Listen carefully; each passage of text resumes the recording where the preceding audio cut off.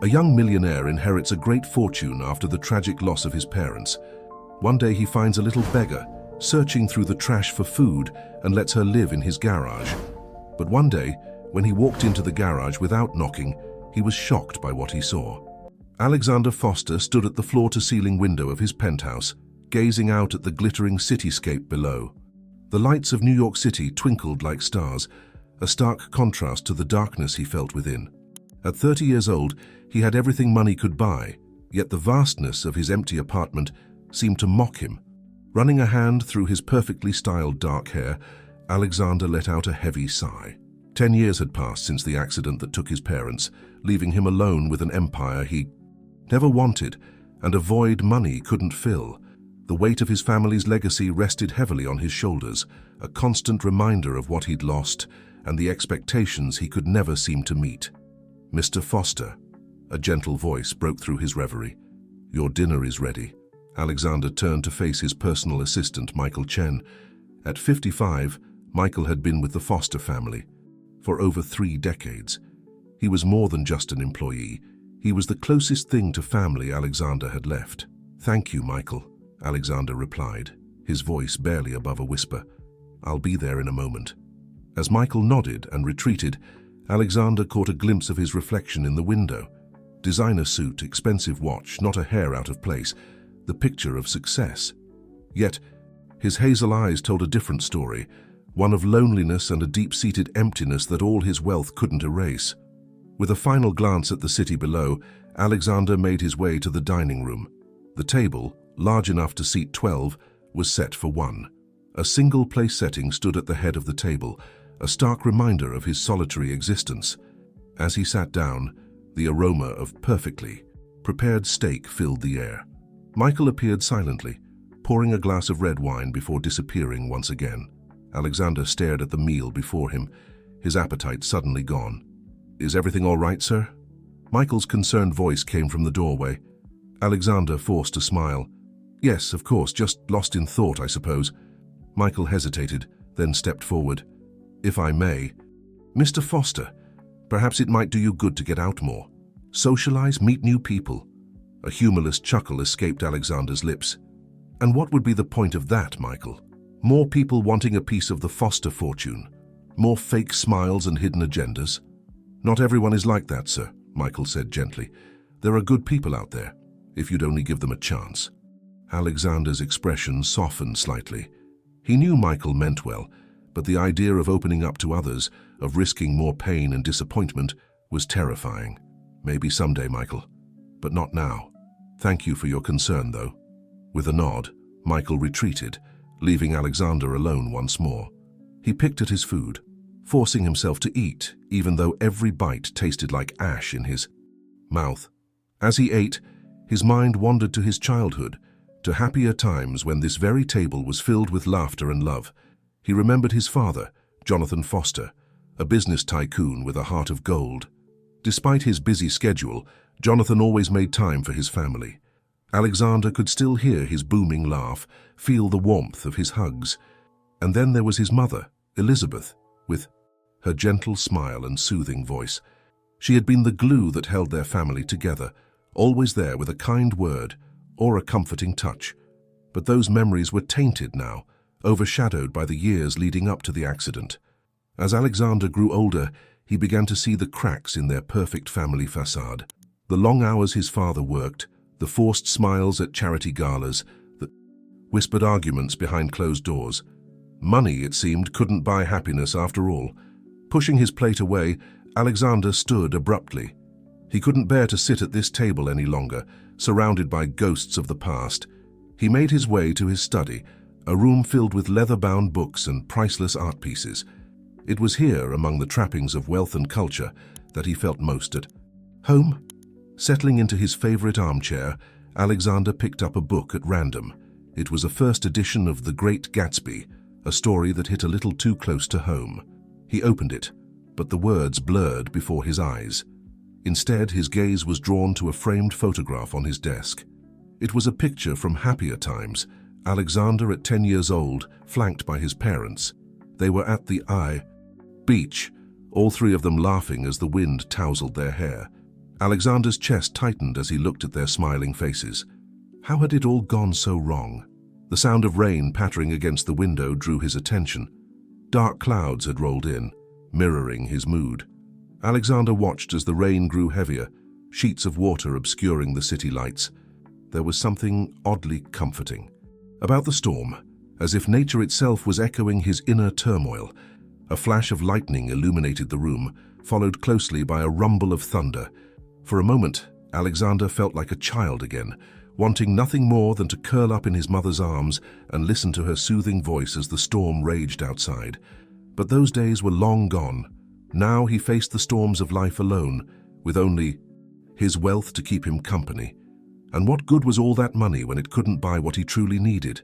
Love, connection, a sense of purpose. As the night wore on, Alexander remained in his study, lost in thought. The rain continued to fall, a steady rhythm that seemed to whisper of loneliness and regret. Little did he know that this stormy night would mark the beginning of a journey that would change his life forever. Outside, as the city slept and the rain poured down, a small figure huddled in the shadows near the gates of Alexander's mansion. Shivering and alone, a young girl searched desperately for shelter, unaware that her presence would soon shatter the carefully constructed walls around Alexander Foster's heart. The storm showed no signs of letting up as midnight approached.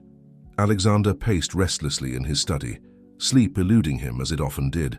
The patter of rain against the windows had become a constant backdrop to his troubled thoughts. Suddenly, a movement caught his eye.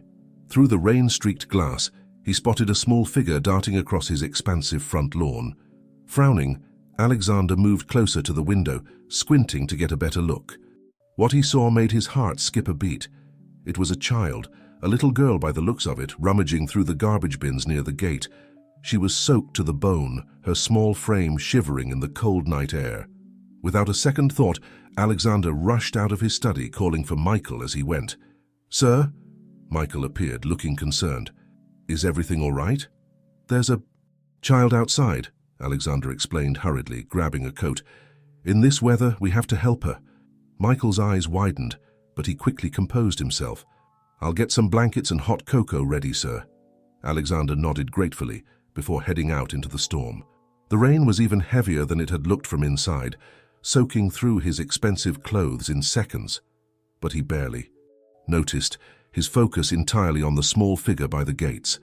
As he approached, the girl looked up, her eyes wide with fear.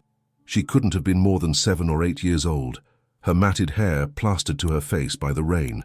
When she saw Alexander coming towards her, she scrambled back, ready to bolt. "Wait!" Alexander called out, his voice barely audible over the storm. "It's okay, I'm not going to hurt you."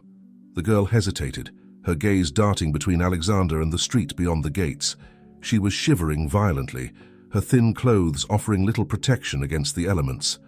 Alexander slowly crouched down, trying to appear less intimidating.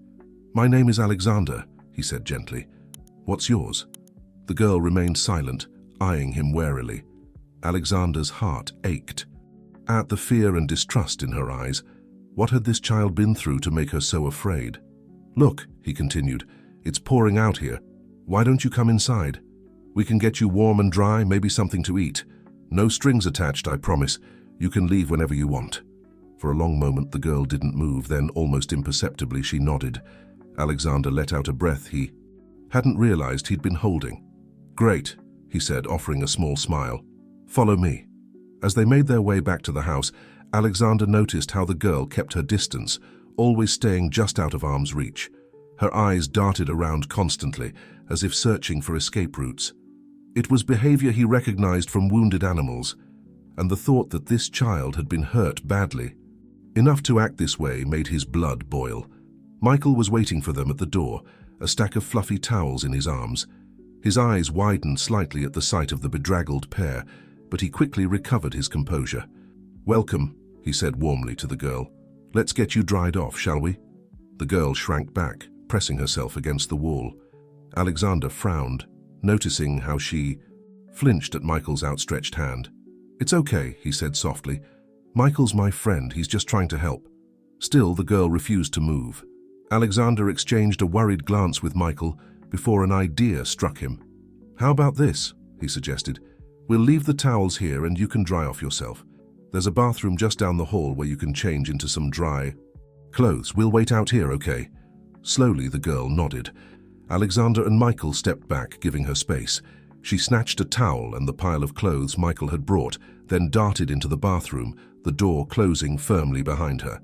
"Sir," Michael said in a low voice, "what are we going to do? We should call the authorities." "No," Alexander cut him off, surprising himself with the vehemence in his voice. "Not yet. Look how scared she is, Michael. If we call the police now, she'll run. And then what? Back out into the storm, to God knows what." Michael looked torn, but eventually nodded. "Very well, sir. But we can't keep her here indefinitely. She needs proper care, perhaps a family." "I know," Alexander sighed, running a hand through his wet hair. "Just give me some time, okay? Let's get her warm and fed first, then we can figure out what to do." As they waited, Alexander's mind raced. Who was this girl? Where had she come from? And why was she so afraid?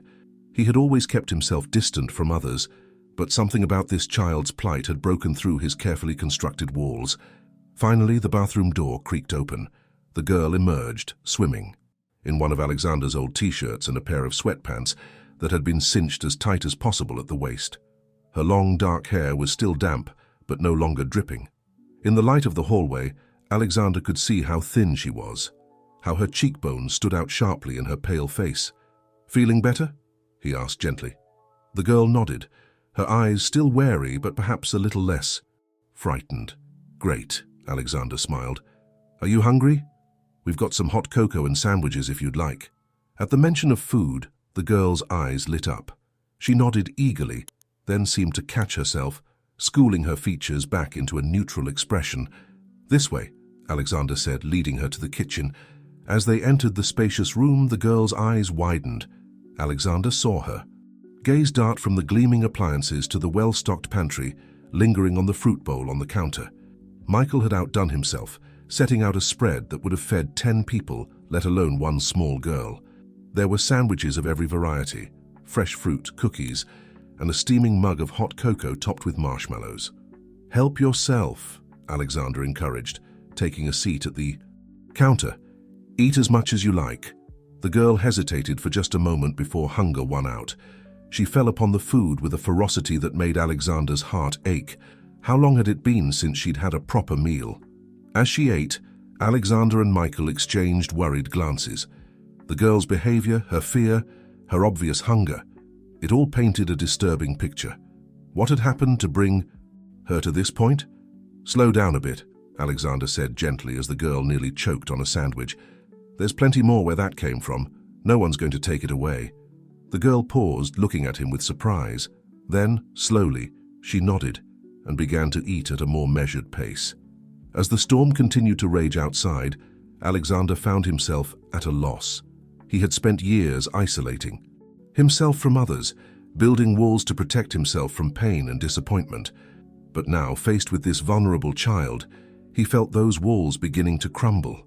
What was he supposed to do? He couldn't just send her back out into the world, not when she was so clearly in need of help.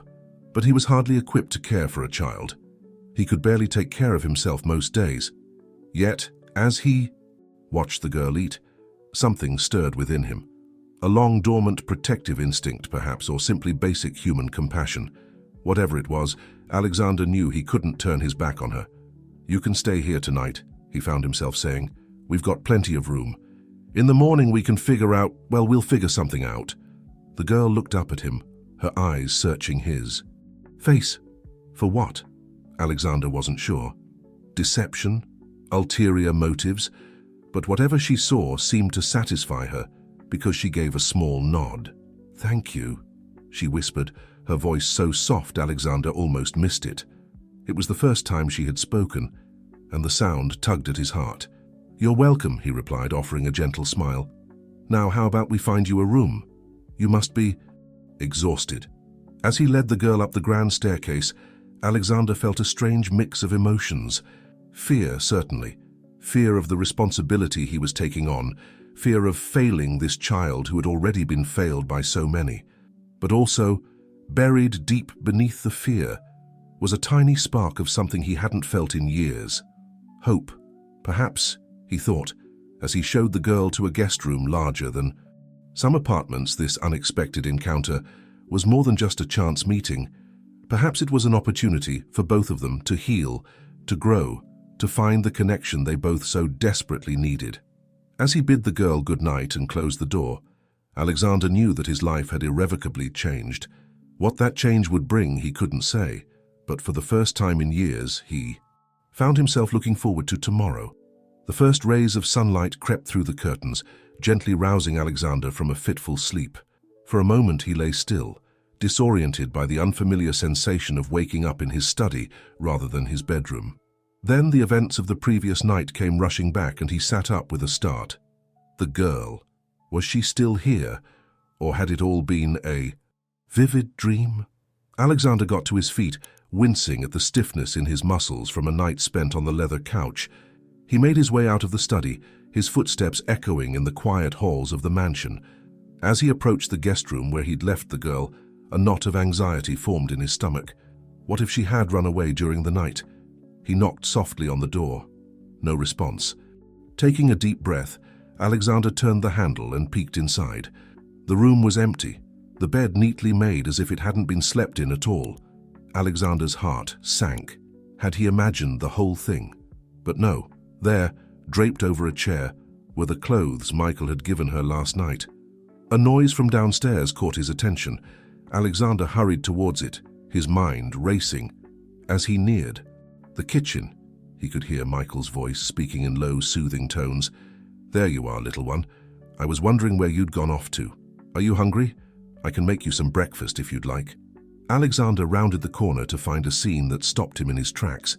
The girl was there, curled up in a corner of the spacious kitchen, her knees drawn up to her chest. She was watching Michael warily as he moved about, preparing what looked like pancake batter. "Good morning," Alexander said softly, not wanting to startle her. The girl's head whipped around, her eyes wide with alarm. But when she saw it was Alexander, she seemed to relax slightly, though she remained tense and alert. "I see you've met our early riser," Michael said, offering Alexander a small smile. "I found her exploring the kitchen about an hour ago." Alexander nodded, then turned his attention back to the girl. "Did you sleep well?" he asked gently. The girl gave a small nod, her eyes never leaving Alexander's face. There was something in her gaze, a mix of wariness and hope, that tugged at his heart. "I'm glad," Alexander said, taking a seat at the kitchen island. He made sure to keep some distance between them, not wanting to crowd her.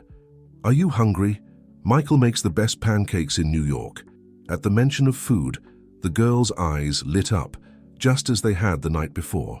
She nodded eagerly, then seemed to catch herself, her expression becoming guarded once more. "Excellent," Michael said, pouring batter onto a sizzling griddle. "They'll be ready in just a few minutes. In the meantime, perhaps you'd like some orange juice." The girl hesitated, then nodded. Michael poured a glass and set it on the counter, sliding it towards her. She approached cautiously, snatched the glass, and retreated back to her corner, all without taking her eyes off the two men. As they waited for the pancakes to cook, an awkward silence fell over the kitchen. Alexander racked his brain for something to say, some way to put the girl at ease. But what do you say to a child who's clearly been through so much trauma? I like your hair," he said finally, gesturing to the girl's dark locks, which were sticking up in all directions after her night's sleep. "It's very stylish." The girl's hand flew to her head, patting down her unruly hair. For a moment, Alexander thought he saw the ghost of a smile flicker across her face, but it was gone so quickly he couldn't be sure. "You know," he continued, encouraged by her reaction, "when I was your age, I once tried to cut my own hair. It didn't go well. I ended up looking like a lopsided hedgehog for weeks." This time there was no mistaking it. The girl's lips twitched upward in a small but definite smile. Alexander felt a warm glow of triumph. "Pancakes are ready," Michael announced, setting a plate stacked high with golden, fluffy pancakes on the counter. "Help yourselves." The girl approached the counter slowly, her eyes darting between the pancakes, Alexander and Michael. Alexander made a show of serving himself first, then sliding the plate towards her. "Go ahead," he encouraged. There's plenty for everyone. After a moment's hesitation, the girl reached out and took a pancake, retreating back to her corner to eat it. Alexander watched as she took a small, cautious bite. Her eyes widened in surprise, and then she was devouring the pancake with gusto. As they ate, Alexander's mind raced. What was he going to do now? He couldn't keep the girl here indefinitely, could he? But the thought of turning her over to the authorities, of seeing her disappear into the system, made his chest tighten with an unfamiliar protective instinct. "So," he said, trying to keep his tone light, "I was thinking we could go shopping today. Get you some clothes that actually fit. Maybe some books or toys if you'd like. What do you think?" The girl looked up, surprise written across her face. She seemed to consider for a moment, then gave a small nod. "Excellent," Alexander smiled. "We'll go after breakfast. But first," he took a deep breath. This was the moment of truth. "I was hoping you might tell us your name, and maybe where you came from." The girl's expression immediately shuttered, her body tensing as if preparing to flee. Alexander held up his hands in a placating gesture. "It's okay," he said quickly. "You don't have to tell us if you don't want to. I want to help you.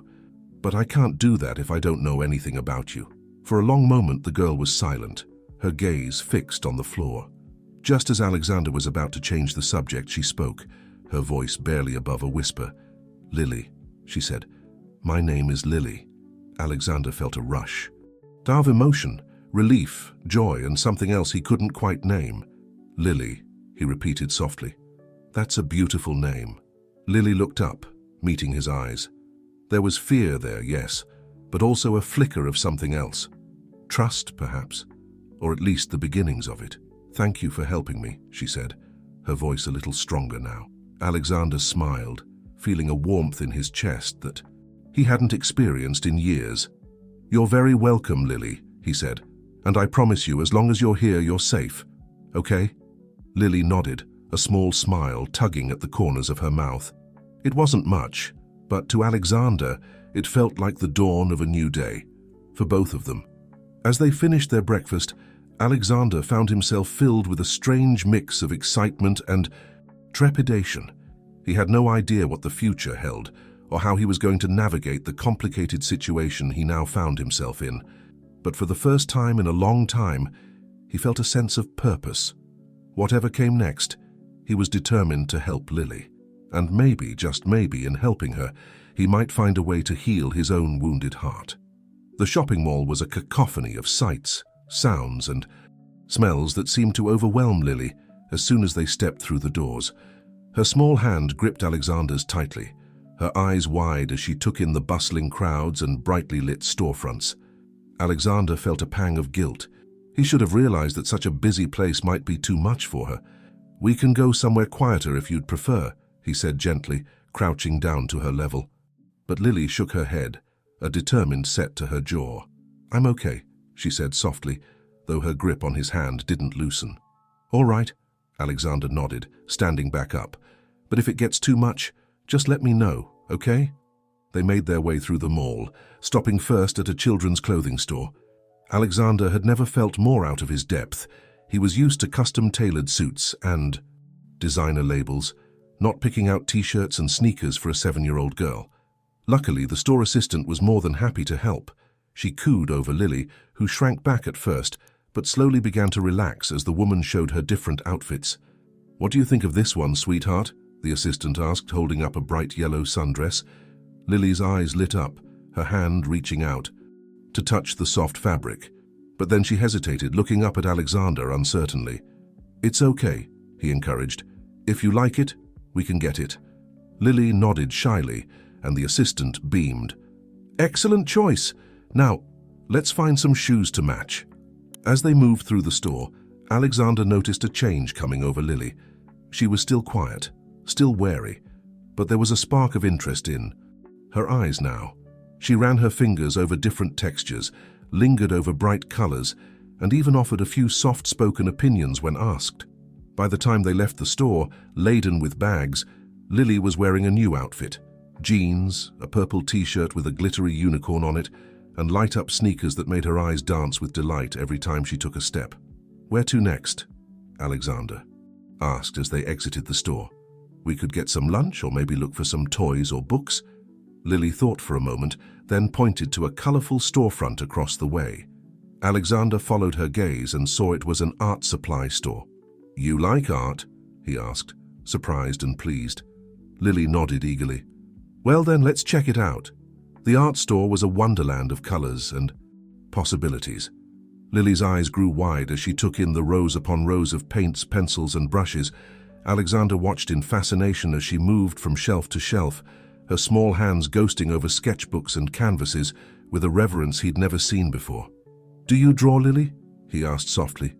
She nodded, a small smile playing at the corners of her mouth. "I like to make pictures," she said, her voice barely above a whisper. Alexander felt a warmth bloom in his chest. It was the most he'd heard her say since she'd told him her name.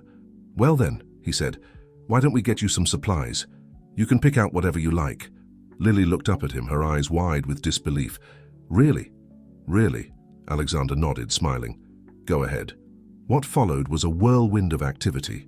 As Lily darted from shelf to shelf, carefully selecting items with a seriousness that both amused and touched Alexander. She chose a set of colored pencils, a sketchbook with thick, creamy paper, and, after some coaxing from Alexander, a set of watercolor paints. As they stood in line to pay, Lily clutching her treasures to her chest, Alexander found himself marveling at the change in her. The scared, silent girl from last night seemed miles away from this child who was practically vibrating with excitement over her new art supplies. After leaving the art store, they stopped for lunch at a small cafe. As they waited for their food, Lily immediately pulled out her new sketchbook and began to draw. Alexander watched, fascinated, as her small hand moved confidently across the paper. I see," he asked when she finally set down her pencil. Lily hesitated for a moment, then nodded, sliding the sketchbook across the table. Alexander looked down and felt his breath catch in his throat. The drawing was simple but hauntingly beautiful. A small figure standing alone in a field of flowers, reaching up towards a bright sun. "Lily, this is amazing," he said softly. "You have a real talent." Lily ducked her head, but Alexander could see the pleased flush on her cheeks. "Thank you," she murmured. As they ate their lunch, grilled cheese for Lily, a salad for Alexander, he found himself wondering about her background. Where had she learned to draw like that? And more pressingly, what circumstances had led her to be alone on the streets? He wanted to ask, to try and understand, but he held back. Lily was just starting to open up, to trust him. He couldn't risk pushing too hard and scaring her away. Instead, he focused on lighter topics, asking her about her favorite colors, purple and green, and whether she preferred cats or dogs. Cats, definitely cats. To his delight, Lily began to respond more, her voice growing stronger with each answer. As they were finishing up their meal, Alexander's phone buzzed with a message from Michael. He frowned as he read it, a knot forming in his stomach. "Is everything okay?" Lily asked, noticing his expression. Alexander forced a smile. "Everything's fine," he assured her. "Michael just needs me to take care of something when we get back, nothing to worry about." But as they gathered their bags and headed for the exit, Alexander couldn't shake the uneasy feeling Michael's message had given him. The outside world, with all its complications and dangers, was starting to intrude on the bubble he and Lily had been in. He looked down at the little girl walking beside him, her new backpack filled with art supplies bouncing with each step, her face more relaxed than he'd seen it yet. He made a silent vow to himself. Whatever was coming, he would protect her. He didn't know how, didn't know if he was even capable of being what she needed, but he knew he had to try. As they stepped out into the sunlight, Lily squinting against the bright rays, Alexander felt a fierce protectiveness wash over him. This child who had come into his life so unexpectedly had already begun to work her way into his heart. And Alexander Foster, who had spent the last decade building walls around himself, found that he didn't mind one bit. "Ready to go home?" he asked, offering his hand. Lily looked up at him, a small but genuine smile on her face. "Home," she repeated softly, taking his hand. "Yes, I'm ready." As they walked to the car, hand in hand, Alexander couldn't help but feel that something fundamental had shifted. The word home echoed in his mind, filling him with a warmth he hadn't felt in years. Whatever challenges lay ahead, he knew one thing for certain: his life would never be the same again.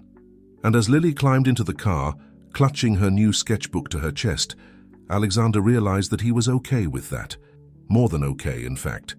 For the first time in a long time, he was looking forward to what the future might bring. The drive back to the mansion was quiet, with Lily gazing out the window, her new sketchbook clutched tightly to her chest. Alexander's mind, however, was far from peaceful. Michael's cryptic message weighed heavily on him. "We need to talk, it's about the girl." As they pulled up to the gates, Alexander noticed Lily tense up. "It's okay," he reassured her. "This is home now, remember?" Lily nodded, but her eyes darted nervously around the grounds as they drove up to the house. Alexander made a mental note to ask Michael about increasing security. The thought of anyone trying to harm Lily made his blood boil. Michael was waiting for them in the foyer, his usual composed demeanor slightly ruffled. "Welcome back," he said, forcing a smile. "Did you have a good time shopping?" Lily nodded shyly, holding up her new backpack. "That's wonderful," Michael said warmly. "Why don't you go up to your room and put your new things away? I need to speak with Mr. Foster for a moment." Lily looked uncertainly between Michael and Alexander. "It's okay," Alexander assured her. "I'll be up to see your new art supplies in a bit, all right?" After a moment's hesitation, Lily nodded and headed upstairs. Once she was out of earshot, Alexander turned to Michael. "What's going on?" Michael's expression turned grave. "Sir, I've been doing some research about the girl, about Lily." Alexander felt his heart rate quicken. "And it's complicated," Michael said, leading the way to Alexander's study. Once inside, he closed the door and turned to face his employer. There was a missing persons report filed for a girl matching Lily's description about 6 months ago, but it was abruptly withdrawn a week later. Alexander frowned. "Withdrawn? By whom?" "That's where it gets strange," Michael said, pulling out a tablet and bringing up a news article. The report was filed by a woman named Sarah Thompson. She claimed to be Lily's aunt and legal guardian. But the withdrawal, it came from a law firm representing Evergreen Industries. The name sent a chill down Alexander's spine.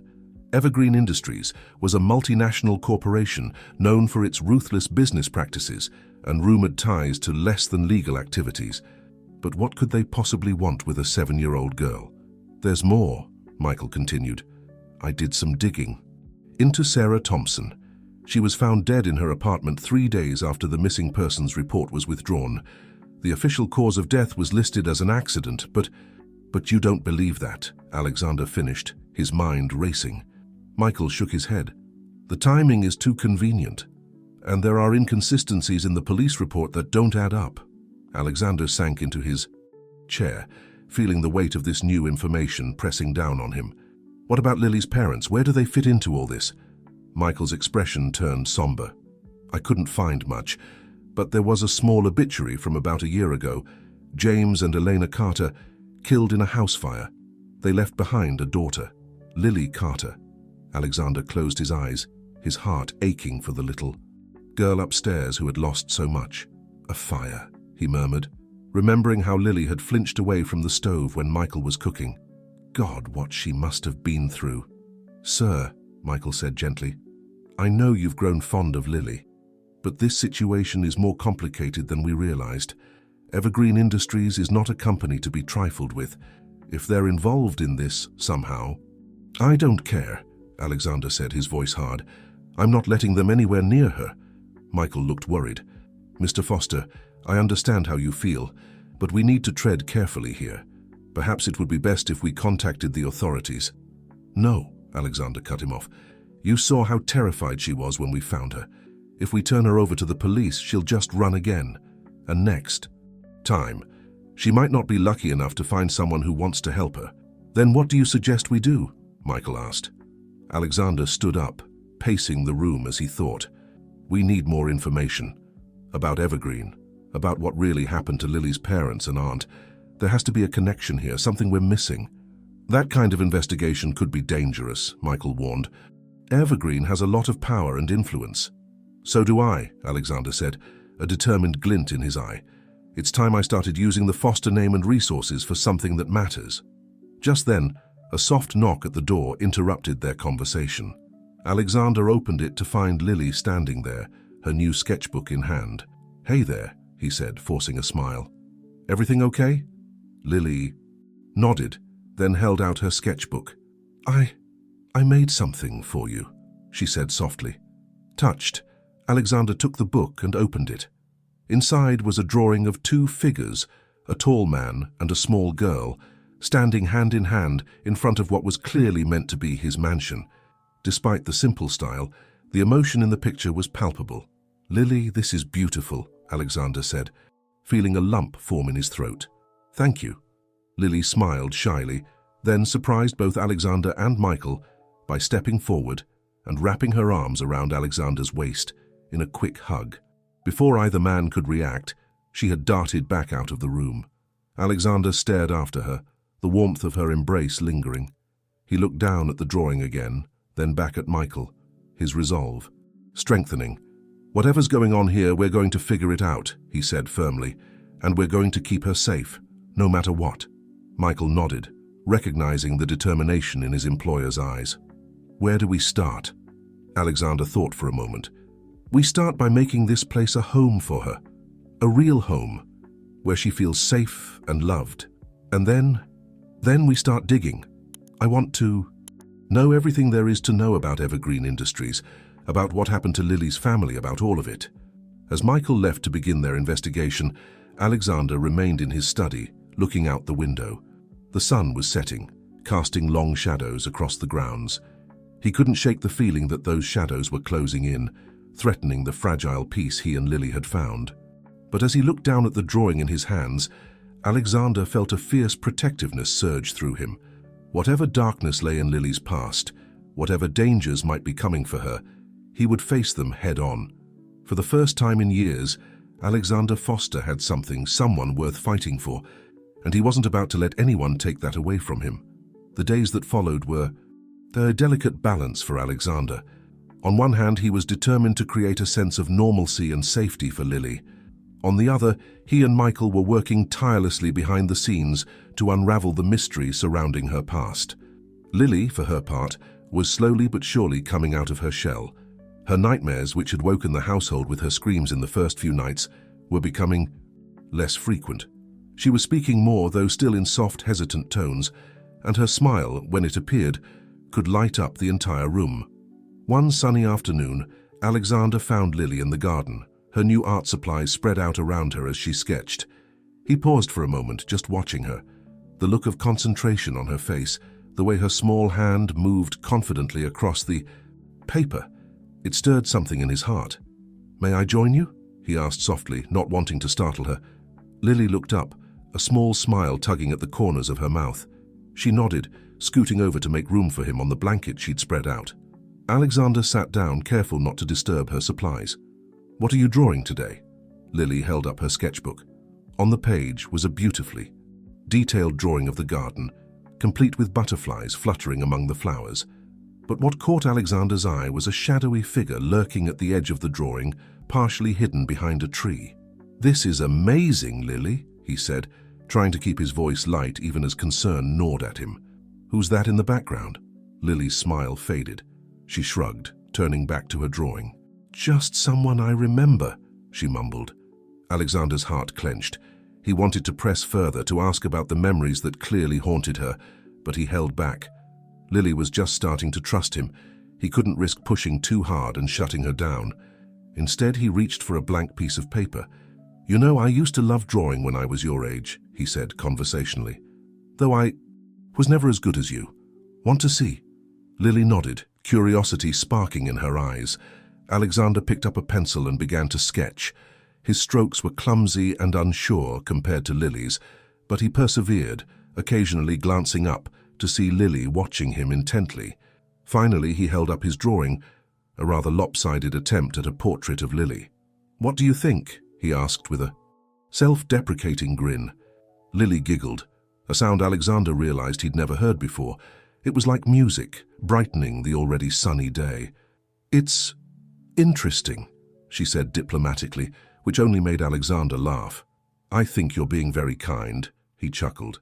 "Clearly I should leave the art to the expert in the family." The word family slipped out before he could stop it, and for a moment Alexander froze, worried he'd overstepped, but Lily just smiled, a warm, genuine smile that reached her eyes. "Maybe I could teach you," she offered shyly. Alexander felt a lump form in his throat. "I'd like that very much," he managed to say. They spent the rest of the afternoon drawing together, Lily patiently showing Alexander how to improve his technique. As the sun began to set, casting a golden glow over the garden, Alexander realized he couldn't remember the last time he'd felt so at peace. Later that evening, after Lily had gone to bed, Alexander found himself in his study, looking over the information Michael had gathered about Evergreen Industries. The more he read, the more uneasy he felt. Evergreen was involved in everything from pharmaceuticals to technology, with subsidiaries in dozens of countries. But there were whispers of darker dealings, corporate espionage, unethical experiments, even rumors of connections to organized crime. A knock at the door interrupted his thoughts. "Come in," he called. Michael entered, his face grave. "Sir, I've found something you need to see." He handed Alexander a file. Inside was a photograph that made his blood run cold. It showed a man in a suit shaking hands with the CEO of Evergreen Industries. The man was Alexander's father, Jonathan Foster. "This was taken about a month before your parents' accident," Michael said quietly. Alexander stared at the photo, his mind racing. He'd always believed his parents' death was just that, an accident, but now, with everything they were learning about Evergreen. "There's more," Michael continued. "I did some digging into the project your father was working on at the time. It was highly classified, but I managed to find a few references to something called Project Firefly." "Firefly?" Alexander murmured, the name sending a chill down his spine. "Any idea what it was about?" Michael shook his head. "Not yet. But sir, the timing of your parents' accident and now Lily's parents, I don't think these are coincidences." Alexander leaned back in his chair, feeling the weight of this new information pressing down on him. "We need to know more," he said finally. "About Project Firefly, about my father's involvement with Evergreen, all of it. Whatever's going on here, Lily's caught in the middle of it. And I have a feeling my family might be more involved than I ever realized." As if summoned by their conversation, a small voice called out from the hallway. "Alexander?" Both men turned to see Lily standing in the doorway, clutching her stuffed rabbit tightly. Her eyes were wide and frightened. "Lily? What's wrong, sweetheart?" Alexander asked, quickly hiding the file. "I had a bad dream," she whispered, her voice trembling. Without hesitation, Alexander went to her, kneeling down to her level. "It's okay," he said softly. "You're safe here, remember? No one can hurt you." Lily nodded, but her lower lip quivered. Can I stay with you for a little while?" Alexander felt his heart melt. "Of course you can," he said, scooping her up into his arms. He looked at Michael over Lily's head, a silent communication passing between them. The investigation would have to wait. Right now, this little girl needed him. As he carried Lily back to her room, telling her silly stories to chase away the nightmares, Alexander felt a fierce determination settle over him. Whatever secrets lay in his family's past, whatever dangers Evergreen Industries posed, he would face them all. For Lily, he would move heaven and earth, and anyone who tried to harm her would learn just how formidable Alexander Foster could be when he had something worth fighting for. The morning sun streamed through the windows of Alexander's study, illuminating the mess of papers and files spread across his desk. He had spent most of the night poring over the information Michael had gathered, searching for any clue that might shed light on the mystery surrounding Lily and his own family's involvement. A soft knock at the door pulled him from his thoughts. "Come in," he called, quickly shuffling the papers into a semblance of order. Lily peeked around the door, her dark hair still mussed from sleep. "Good morning," she said softly, padding into the room in her unicorn pajamas. "Good morning, sweetheart." Alexander smiled, his fatigue momentarily forgotten. "Did you sleep better after our story time?" Lily nodded, climbing onto the chair across from him. Her eyes roamed over the cluttered desk, curiosity evident in her gaze. "What are you working on?" she asked. Alexander hesitated, unsure how much to reveal. "Just some old family business," he said finally. "Nothing very exciting, I'm afraid." Lily's gaze lingered on a photo, peeking out from beneath a stack of papers. Before Alexander could react, she had pulled it out. It was the picture of his father shaking hands with the CEO of Evergreen Industries. "Who's that?" Lily asked, pointing to Alexander's father. Alexander swallowed hard. That's my dad," he said softly. Lily's eyes widened. "You have a dad?" she asked, then immediately looked down, embarrassed. "I mean, it's okay," Alexander said gently. "Yes, I had a dad, and a mom too. But they're gone now, like your parents." Lily's lower lip trembled slightly. "Do you miss them?" Alexander felt a lump form in his throat. "Every day," he admitted. "But you know what? It gets easier, especially when you have people around who care about you." He reached across the desk, taking Lily's small hand in his. "Like I care about you, Lily, very much." Lily looked up at him, her eyes shining with unshed tears. For a moment, Alexander thought she might pull away, but then she squeezed his hand, offering a watery smile. "I care about you too," she whispered. The moment was interrupted by Michael's arrival. He paused in the doorway, taking in the scene before him. "I'm sorry to interrupt," he said, "but there's something you need to see, Mr. Foster." Alexander nodded, reluctantly letting go of Lily's hand. "Why don't you go get dressed, sweetheart?" he suggested. "We can have breakfast together in a little while." Once Lily had left the room, Michael closed the door and turned to Alexander, his expression grave. "I found something about Project Firefly," he said, without preamble. Alexander leaned forward, his fatigue forgotten. "What is it?" Michael handed him a file. It was buried deep in some old classified documents. Project Firefly wasn't just a corporate initiative. It was a joint venture between Evergreen Industries and a secret government agency. Alexander's eyes widened as he scanned the document. Genetic engineering? Neural implants? What on earth were they trying to do? "From what I can gather," Michael said, his voice low, "they were attempting to create some sort of enhanced human, faster, stronger, with increased cognitive abilities." Alexander felt sick. "And my father was involved in this?" Michael nodded grimly.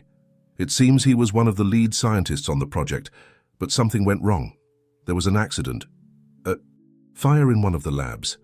The word fire echoed in Alexander's mind, bringing with it the image of Lily's frightened face. "A fire," he repeated. "Like the one that killed Lily's parents?"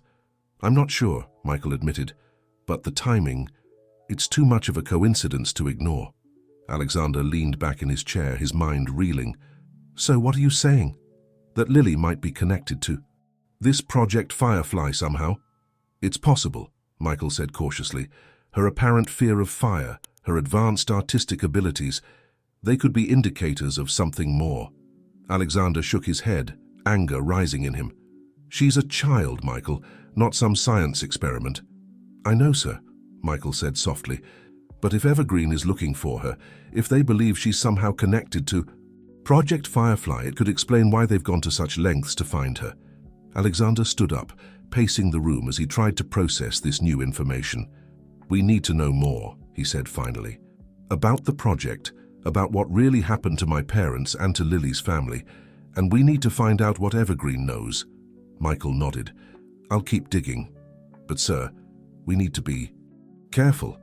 If Evergreen realizes we're investigating them—" "I know," Alexander said, his voice hard. "But I'm not backing down.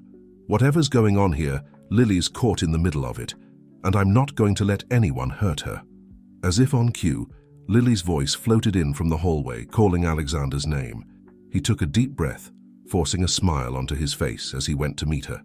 "Ready for breakfast?" he asked, taking her hand. As they walked to the kitchen together, Alexander couldn't shake the feeling that they were standing on the edge of something much bigger and more dangerous than he had ever imagined. But looking down at Lily, seeing the trust in her eyes as she smiled up at him, he knew one thing for certain: he would do whatever it took to protect her, no matter the cost. The secrets of the past might be looming over them, but Alexander was determined to face them head-on. For Lily's sake, and for the sake of the unexpected bond that had formed between them, he would unravel this mystery and ensure that the shadows of Project Firefly never darkened their lives again. The following days were a delicate balancing act for Alexander. By day, he focused on creating a sense of normalcy for Lily, filling their hours with art projects, walks in the garden, and quiet reading sessions. But by night, he and Michael delved deeper into the mysteries surrounding Project Firefly and Evergreen Industries. It was during one of their art sessions that Alexander noticed something peculiar. Lily was working on a new painting, her small fingers deftly mixing colors on the palette. As she worked, Alexander realized that the colors she was creating were unlike anything he'd ever seen before, vibrant hues that seemed to shimmer and shift in the light. "That's beautiful, Lily," he said, leaning in for a closer look. "How did you make those colors?" Lily shrugged, not looking up from her work. "I just see them," she said simply. "In my head." Alexander exchanged a glance with Michael, who was standing nearby. They had both noticed Lily's exceptional artistic talent, but this was something beyond mere skill. It was as if she could perceive colors that didn't exist in the natural world. Later that night, after Lily had gone to bed, Alexander and Michael discussed what they'd seen.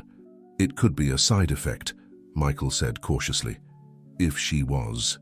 Indeed, part of Project Firefly, enhanced sensory perception might have been one of their goals. Alexander ran a hand through his hair, frustration evident in his voice. "But we don't know that for sure. And even if it is true, what does it mean for her? For her future?" Before Michael could respond, a scream pierced the night air. Alexander was on his feet in an instant, racing towards Lily's. A room with Michael close behind. They found Lily thrashing in her bed, caught in the throes of a nightmare. Alexander rushed to her side, gently shaking her awake. "Lily, sweetheart, it's okay. You're safe. It's just a dream." Lily's eyes flew open, wild with fear. For a moment, Alexander could have sworn they glowed with an unnatural light.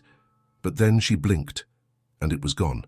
"The fire," she whimpered, clinging to Alexander. "They were in the fire." Alexander held her close, his heart breaking at the pain in her voice. "It's okay," he murmured. "The fire can't hurt you anymore. You're safe here." As Lily's sobs subsided, Alexander noticed something on her bedside table. It was a drawing, one he hadn't seen before. In stark, vivid colors, it depicted a laboratory engulfed in flames. In the foreground, two figures, a man and a woman, reached out towards a small child being carried away by shadowy figures. Alexander felt a chill run down his spine. The scene was too detailed, too specific to be a product of a child's imagination. It had to be a memory of the night Lily's parents died. Once Lily had calmed down and fallen back asleep, Alexander and Michael retreated to the study, the disturbing drawing in hand. "This changes everything," Alexander said, his voice low and intense. "This isn't just about corporate secrets or scientific experiments. Lily witnessed something that night, something Evergreen doesn't want anyone to know about." Michael nodded grimly. "It would explain why they've gone to such lengths to find her. If she remembers what really happened, then she's a liability," Alexander finished. "One they'll stop at nothing to eliminate." The gravity of the situation settled over them like a heavy blanket. Alexander stared at the drawing, his mind racing.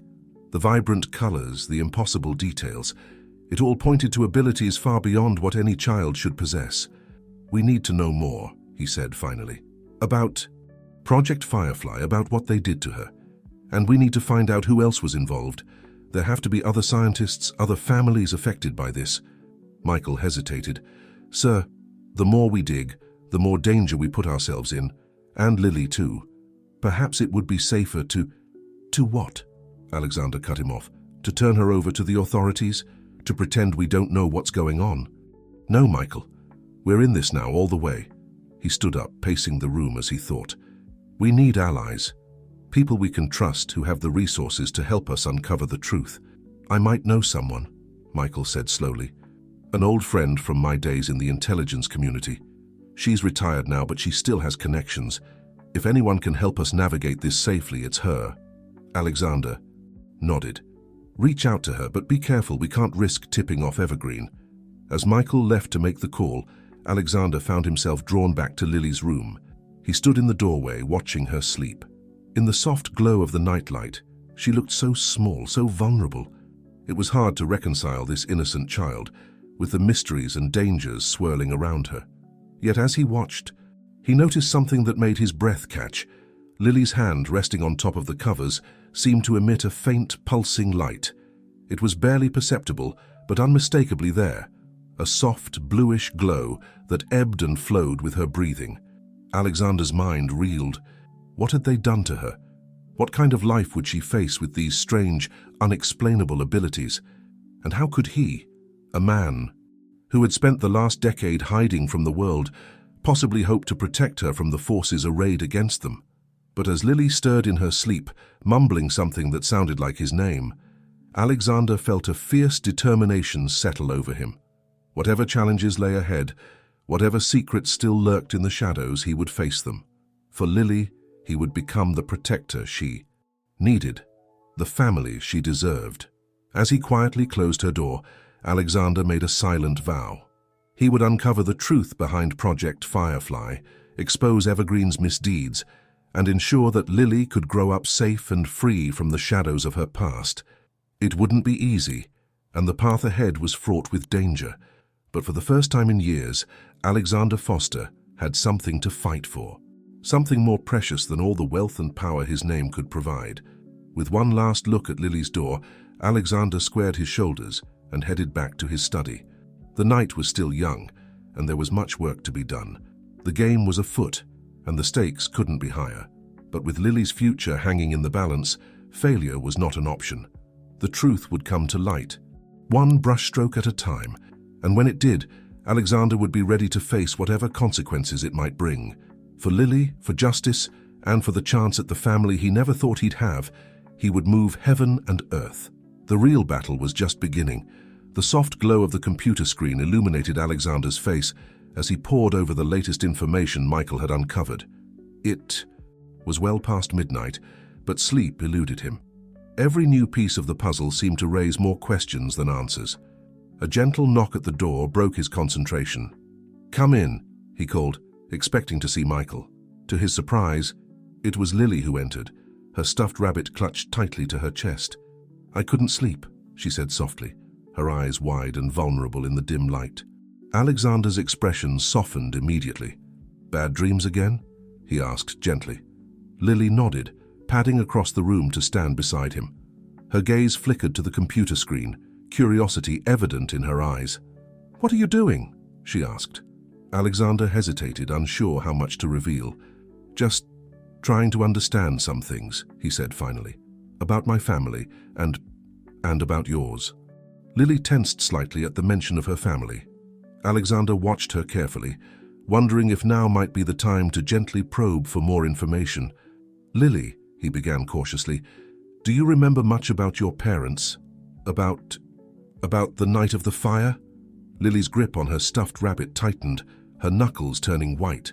For a moment, Alexander thought she might retreat into herself, as she often did when the subject of her past came up. But then, to his surprise, she spoke. "They were scared," she whispered. "Mommy and Daddy. They were always scared, always looking over their shoulders. And then, the men came." Alexander felt his heart racing. This was the most Lily had ever revealed about that fateful night. "What men, sweetheart?" he asked gently.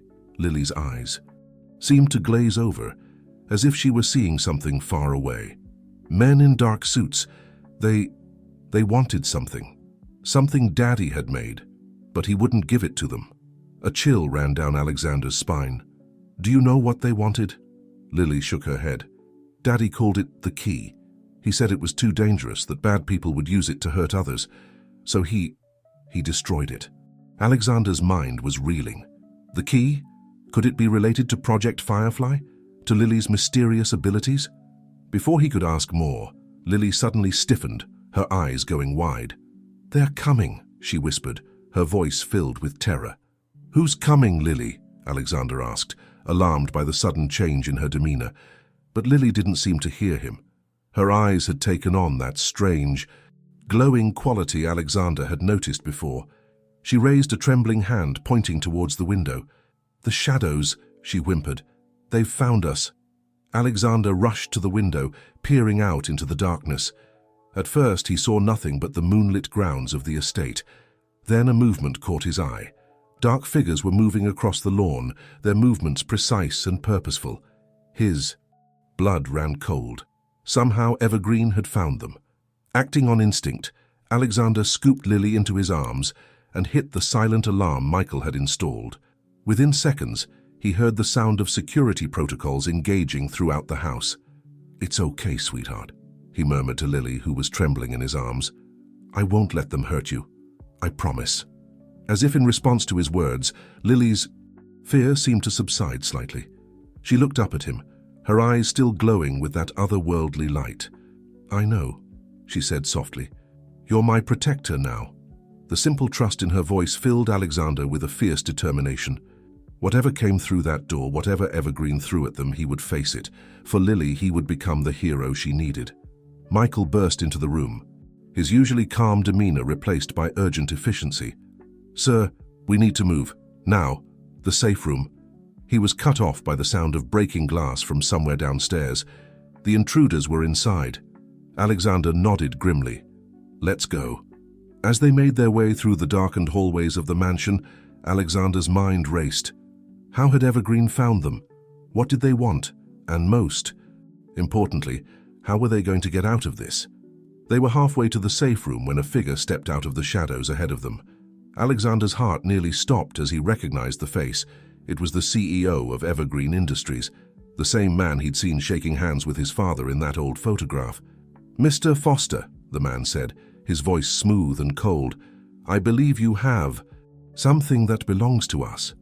Alexander tightened his grip on Lily, who had gone very still in his arms. "She doesn't belong to anyone," he growled. The CEO's lips curved into a cruel smile. "Oh, but she does. Lily is the culmination of years of research, millions of dollars in investment. She is the key to unlocking human potential, and we will not let her go so easily." As he spoke, more figures emerged from the shadows surrounding them. Alexander felt a moment of despair. How could they possibly escape? But then, something extraordinary happened. Lily raised her hand, and suddenly the air around them seemed to shimmer and pulse with energy. The Evergreen agents stumbled back, their eyes wide with shock and fear. "Run!" Lily cried, her voice echoing with a power Alexander had never heard before. He didn't need to be told twice. Clutching Lily close, Alexander sprinted down the hallway, Michael close behind. Behind them, he could hear shouts of confusion and the sound of things breaking. They reached the safe room just as an explosion rocked the house. Alexander didn't know if it was Lily's doing or something Evergreen had planned, but he didn't stop to find out. As the heavy door sealed behind them, he finally allowed himself to breathe. What just happened?" he gasped, looking down at Lily in awe. Lily's eyes had returned to normal, but there was a new strength in her gaze. "I remembered," she said simply. "I remembered what I can do." As the gravity of their situation settled over them, Alexander realized that everything had changed. The secrets of Project Firefly, the true extent of Lily's abilities, the depths of Evergreen's depravity, it was all coming to light. And as he held Lily close, listening to the chaos unfolding outside their sanctuary, Alexander knew that their real journey was just beginning. The battle for Lily's future, and perhaps for the future of humanity itself, had only just begun. In the quiet of the safe room, with danger pressing in from all sides, a new chapter in their story was about to unfold, and Alexander was determined to see it through, no matter the cost. The safe room was eerily quiet, a stark contrast to the chaos that had erupted in the mansion. Alexander sat on the edge of a cot, Lily curled up against his side, her small body finally relaxed in sleep. Michael stood by the security monitors, his face grim as he watched the Evergreen agents searching the house. "They're everywhere, sir," Michael said quietly. "It's only a matter of time before they find a way in here." Alexander nodded, his mind racing. The events of the past hour played on repeat in his head. Lily's warning, the intruders, and most incredibly, the burst of power that had allowed them to escape. He looked down at the sleeping child, marveling at the strength hidden within her small frame. "We need a plan," he said, careful not to wake Lily. "We can't stay here forever." Michael turned from the monitors, his expression thoughtful. "I've activated the emergency protocols. My contact, the one I mentioned before, she should be on her way. If we can hold out until she arrives." Alexander's response was cut off by a soft whimper from Lily. She stirred in her sleep, her face contorting as if in pain. Suddenly her eyes flew open, glowing with that now familiar, ethereal light. "Lily," Alexander said gently, trying to keep the alarm from his voice. "Are you okay?" Lily sat up slowly, her gaze unfocused. When she spoke, her voice seemed to echo with a power far beyond her years. "They're coming," she said. But so are the others." "Others?" Alexander exchanged a confused glance with Michael. "What others, sweetheart?" Lily's eyes slowly returned to normal, and she looked up at Alexander with a mix of fear and determination. "The other children," she said. "The ones like me. I can feel them. They're coming to help." Alexander's mind reeled. Other children? Had Project Firefly created more than just Lily? The implications were staggering. Before he could process this new information, an alarm blared from the security console. Michael rushed to check it, his face paling. "They've breached the outer defenses of the safe room," he reported. "We have minutes at most." Alexander stood, positioning himself between Lily and the door. "Options?" he asked Michael. Tersely. Michael shook his head. "The emergency exit is our only chance, but it leads right into the woods. If we can make it to the rendezvous point, my contact can extract us. But with Evergreen's forces surrounding the house..." "We'll make it," Lily said suddenly, her voice filled with a confidence that belied her years. She stood up, reaching for Alexander's hand. "I can help. I remember what I can do." Alexander knelt down to her level, searching her eyes. "Lily, are you sure? You don't have to do this. We'll find another way." Lily smiled, a sad, wise smile that no 7-year-old should possess. "It's okay," she said softly. "This is what I was made for, to protect, to help, like you've been protecting me." A lump formed in Alexander's throat. In that moment, he saw not just the scared little girl he'd found in the rain, but a powerful being capable of extraordinary things. And yet she was still a child who needed him as much as he needed her. "Okay," he said finally, "but we do this together. I'm not leaving your side." Lily nodded, her small hand tightening around his. "Together," she agreed. As if on cue, the door to the safe room began to glow red, the metal warping under some intense heat from the other side. They were out of time. "Now or never," Michael said, his hand on the lever that would open the emergency exit. Alexander took a deep breath, looking from Michael to Lily. "Do it." The hidden door slid open, revealing a dark tunnel. At the same moment, the safe room door burst inward, filling the air with smoke and debris. Alexander caught a glimpse of armed figures rushing in before Lily raised her free hand. The air around them shimmered, like heat waves rising from hot asphalt. The Evergreen agents stumbled, their weapons clattering to the ground as if suddenly too heavy to hold. Lily's eyes glowed brightly, her face a mask of concentration. "Run!" she cried, her voice echoing with that otherworldly power.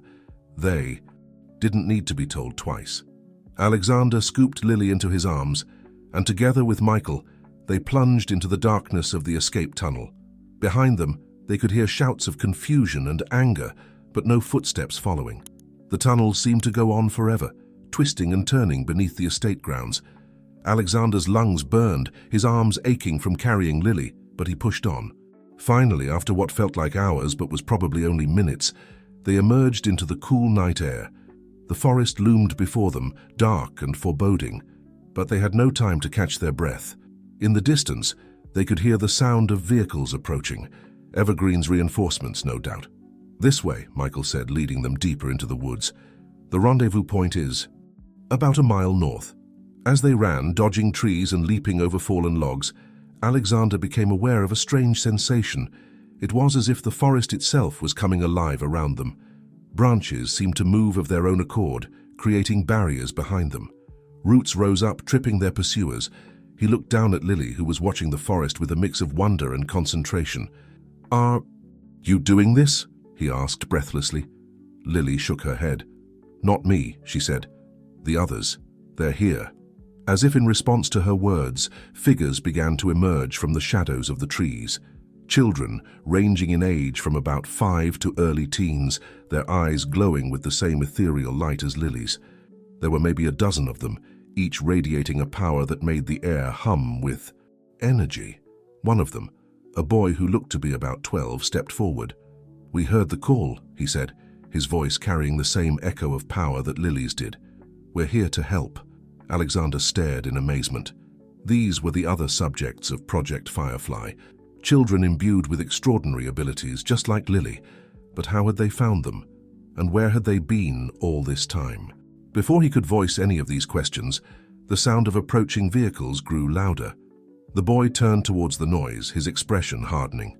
"We'll hold them off," he said. "Get Lily to safety. She's the key to all of this."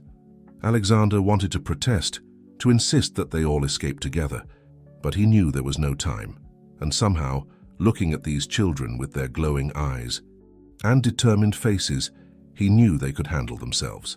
"Thank you," he said, his voice thick with emotion. The boy nodded, then turned to join the others. As one, the children raised their hands, and the forest came alive with energy. Trees groaned and shifted, creating an impenetrable wall of vegetation. The very ground seemed to ripple, making it impossible for vehicles to pass.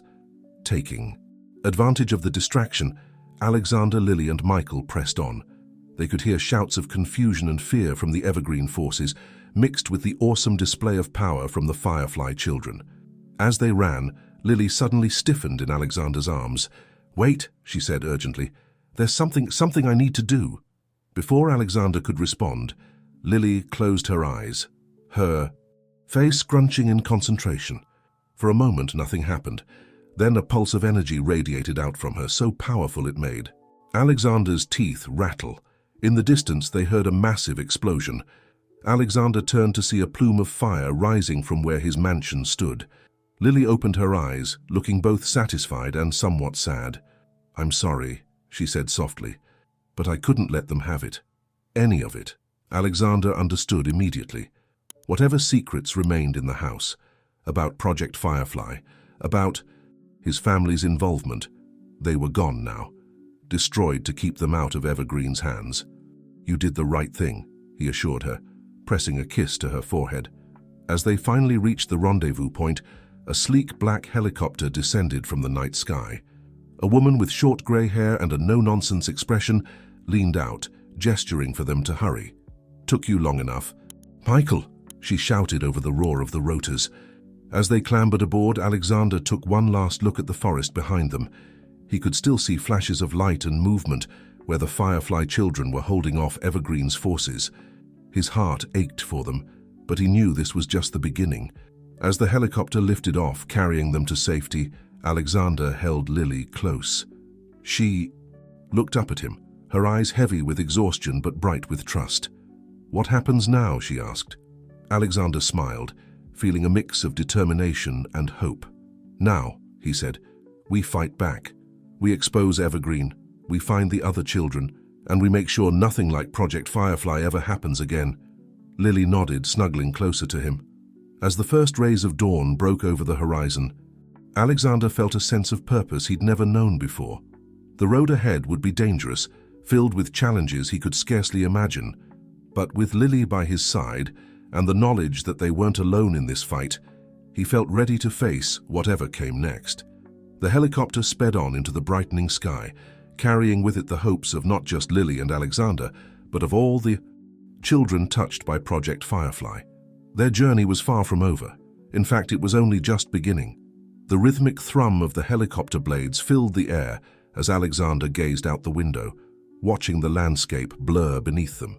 Beside him, Lily had finally succumbed to exhaustion, her small body curled up against his side. He marveled at how peaceful she looked in sleep, a stark contrast to the extraordinary power she had displayed just hours before. "We'll be landing soon," the grey-haired woman, who had introduced herself as Diana, called from the cockpit. "I hope you're ready for a few surprises, Foster." Alexander exchanged a glance with Michael, who merely shrugged. It seemed that even his usually well-informed assistant was in the dark about their destination. As the helicopter began its descent, Alexander saw that they were approaching a large, secluded compound, nestled in a valley between snow-capped mountains. The facility looked like a cross between a high-tech research center and a fortified bunker. "Welcome to Haven," Diana said as they touched down on a helipad, one of the few places on Earth where Evergreen can't reach us, at least for now. Alexander gently roused Lily as they disembarked. Her eyes widened as she took in their surroundings, a mix of wonder and apprehension on her face. "It's okay," Alexander reassured her, taking her hand. "We're safe here." As they followed Diana into the compound, Alexander's mind raced with questions. Who was behind this place? How long had it existed? And most importantly, what did they know? About Project Firefly? His thoughts were interrupted as they entered a large open room that seemed to be a combination of a living area and a command center. Screens lined the walls, displaying data and surveillance footage from around the world. But what truly caught Alexander's attention were the people in the room. Children, at least a dozen of them, ranging in age from about 5 to their early teens. Each one turned to look at the newcomers, their eyes holding that same otherworldly glow that he had seen in Lily's. "More of us," Lily whispered, her grip on Alexander's hand tightening. One of the older children, a girl with striking blue hair, stepped forward. "Welcome to Haven," she said, her voice carrying that same resonant quality that Lily's did when she used her abilities. "We've been waiting for you." Before Alexander could respond, a familiar face emerged from a side room. His jaw dropped in shock. "Dad?" he gasped. Jonathan Foster, looking older and more careworn than Alexander remembered, but very much alive, stood before them. "Hello, son," he said softly. "We have a lot to talk about." The room fell silent as father and son stared at each other, years of absence and unanswered questions hanging between them. It was Lily who broke the tension, tugging on Alexander's hand. "Is that your daddy?" she asked, her voice filled with a mix of curiosity and concern. Alexander knelt down to her level, his mind reeling. "Yes, sweetheart, but I thought he was gone, like your parents." Jonathan stepped closer, his eyes fixed on Lily. "So this is her," he said, his voice filled with wonder. The final piece of the puzzle. Alexander instinctively pulled Lily closer, a surge of protectiveness washing over him. "What's going on here, Dad? How are you alive? And what do you know about Lily?" Jonathan held up his hands in a placating gesture. "I know you have questions, Alexander, and I promise I'll answer them all. But first, we need to make sure. Lily is settled in. She's been through a lot, and her safety is our top priority." As if on cue, the blue-haired girl stepped forward again. "I can show her around if that's okay," she offered. "There are others here her age. It might help her feel more comfortable." Alexander looked down at Lily, silently asking for her opinion. To his surprise, she nodded, a small smile playing at her lips. "It's okay," she said softly. "I can feel that they're like me, they're family." With a mix of reluctance and pride, Alexander watched as Lily walked off with the other girl, soon surrounded by a group of curious children. Their chatter filled the air, a reminder that despite their extraordinary abilities, they were still just kids. Once Lily was out of earshot, Alexander turned back to his father, his expression hardening. "All right, Dad, start talking. What the hell is going on here?" Jonathan sighed, suddenly looking every bit his age. "It's a long story, son. One that started long before Lily was born, before Project Firefly was even conceived. But I suppose the beginning is as good a place as any to start." He gestured for Alexander to follow him into a private office off the main room. As they settled into chairs, Jonathan poured them each a glass of whiskey. Alexander accepted his with a nod, the familiar burn a welcome distraction from the whirlwind of emotions coursing through him. "Project Firefly," Jonathan began, his voice heavy with the weight of long-held secrets, "was never supposed to be what it became. It started as a dream, a way to unlock the full potential of the human mind. We thought we could create a better world, cure diseases, solve the great problems facing humanity." He took a long sip of his whiskey before continuing. "But somewhere along the way, things went wrong. Evergreen got involved, saw the potential for profit and power. They pushed us to go further, faster. Ethics be damned." Alexander listened intently, his mind piecing together the fragments of information he had gathered over the past weeks. "And Lily, the other children? They're the result of this project?" Jonathan nodded, his expression a mix of pride and regret. "They're so much more than we ever imagined possible. But they're also children who never asked for the burden we've placed on them." "So you faked your death," Alexander said, the Pieces finally falling into place. To protect them? To protect me? To protect everyone, Jonathan corrected. Evergreen. They're not just after profit anymore, Alexander. They want to reshape the world in their image, using the abilities we unlocked in these children. I couldn't let that happen. Alexander leaned back in his chair, his mind reeling from the implications of what his father was. Saying, "And now? What's the plan?" Jonathan's expression hardened, a fierce determination in his eyes. Now, we fight back. We expose Evergreen for what they truly are. And we give these children a chance at a normal life, or as normal as it can be, given their abilities. As father and son continued to talk, piecing together years of secrets and separation, neither noticed the small figure, listening outside the door.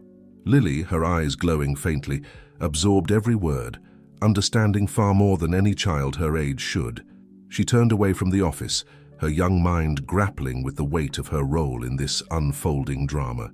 As she rejoined the other children, Lily knew that her life and the lives of everyone in Haven would never be the same.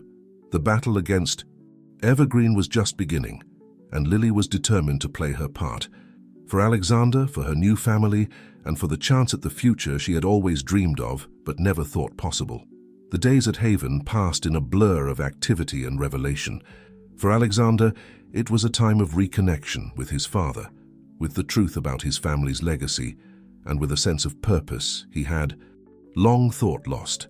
For Lily, it was a period of awakening, as she began to explore the full extent of her abilities in the company of others like her. One morning, about a week after their arrival, Alexander found Lily in the compound's vast indoor garden. She sat cross-legged on the grass, surrounded by a group of children. Their eyes were closed, faces serene in concentration. As Alexander watched, a gentle breeze began to swirl around the group, despite the still air of the enclosed space. Flower petals danced in the air, and the very leaves on the trees seemed to shimmer with an inner light. "Impressive, isn't it?" Jonathan's voice came from behind him. Alexander nodded, unable to take his eyes off the scene. "What exactly are they doing?"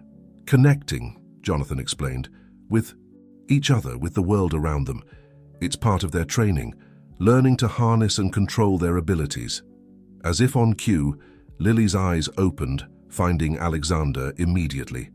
A bright smile lit up her face as she waved him over. "Alexander, come see what we can do," she called excitedly. Unable to resist her enthusiasm, Alexander made his way over to the group. The other children watched him curiously, some with open friendliness, others with a hint of wariness. Lily took his hand, her small fingers intertwining with his. "Close your eyes," she instructed, "and just feel." Alexander did as she asked, feeling slightly foolish, but willing to humor her. For a moment, nothing happened. Then suddenly he felt it, a warmth spreading from Lily's hand, up his arm, and throughout his body. With it came a sense of connection, as if he could feel the life pulsing in every plant, every person around him. His eyes flew open in shock, meeting Lily's knowing gaze. "That's incredible," he breathed. Lily beamed, proud of her accomplishment. "We're learning to share," she explained, "to let others feel what we feel. Miss Diana says it's important for people to understand us, so they won't be afraid."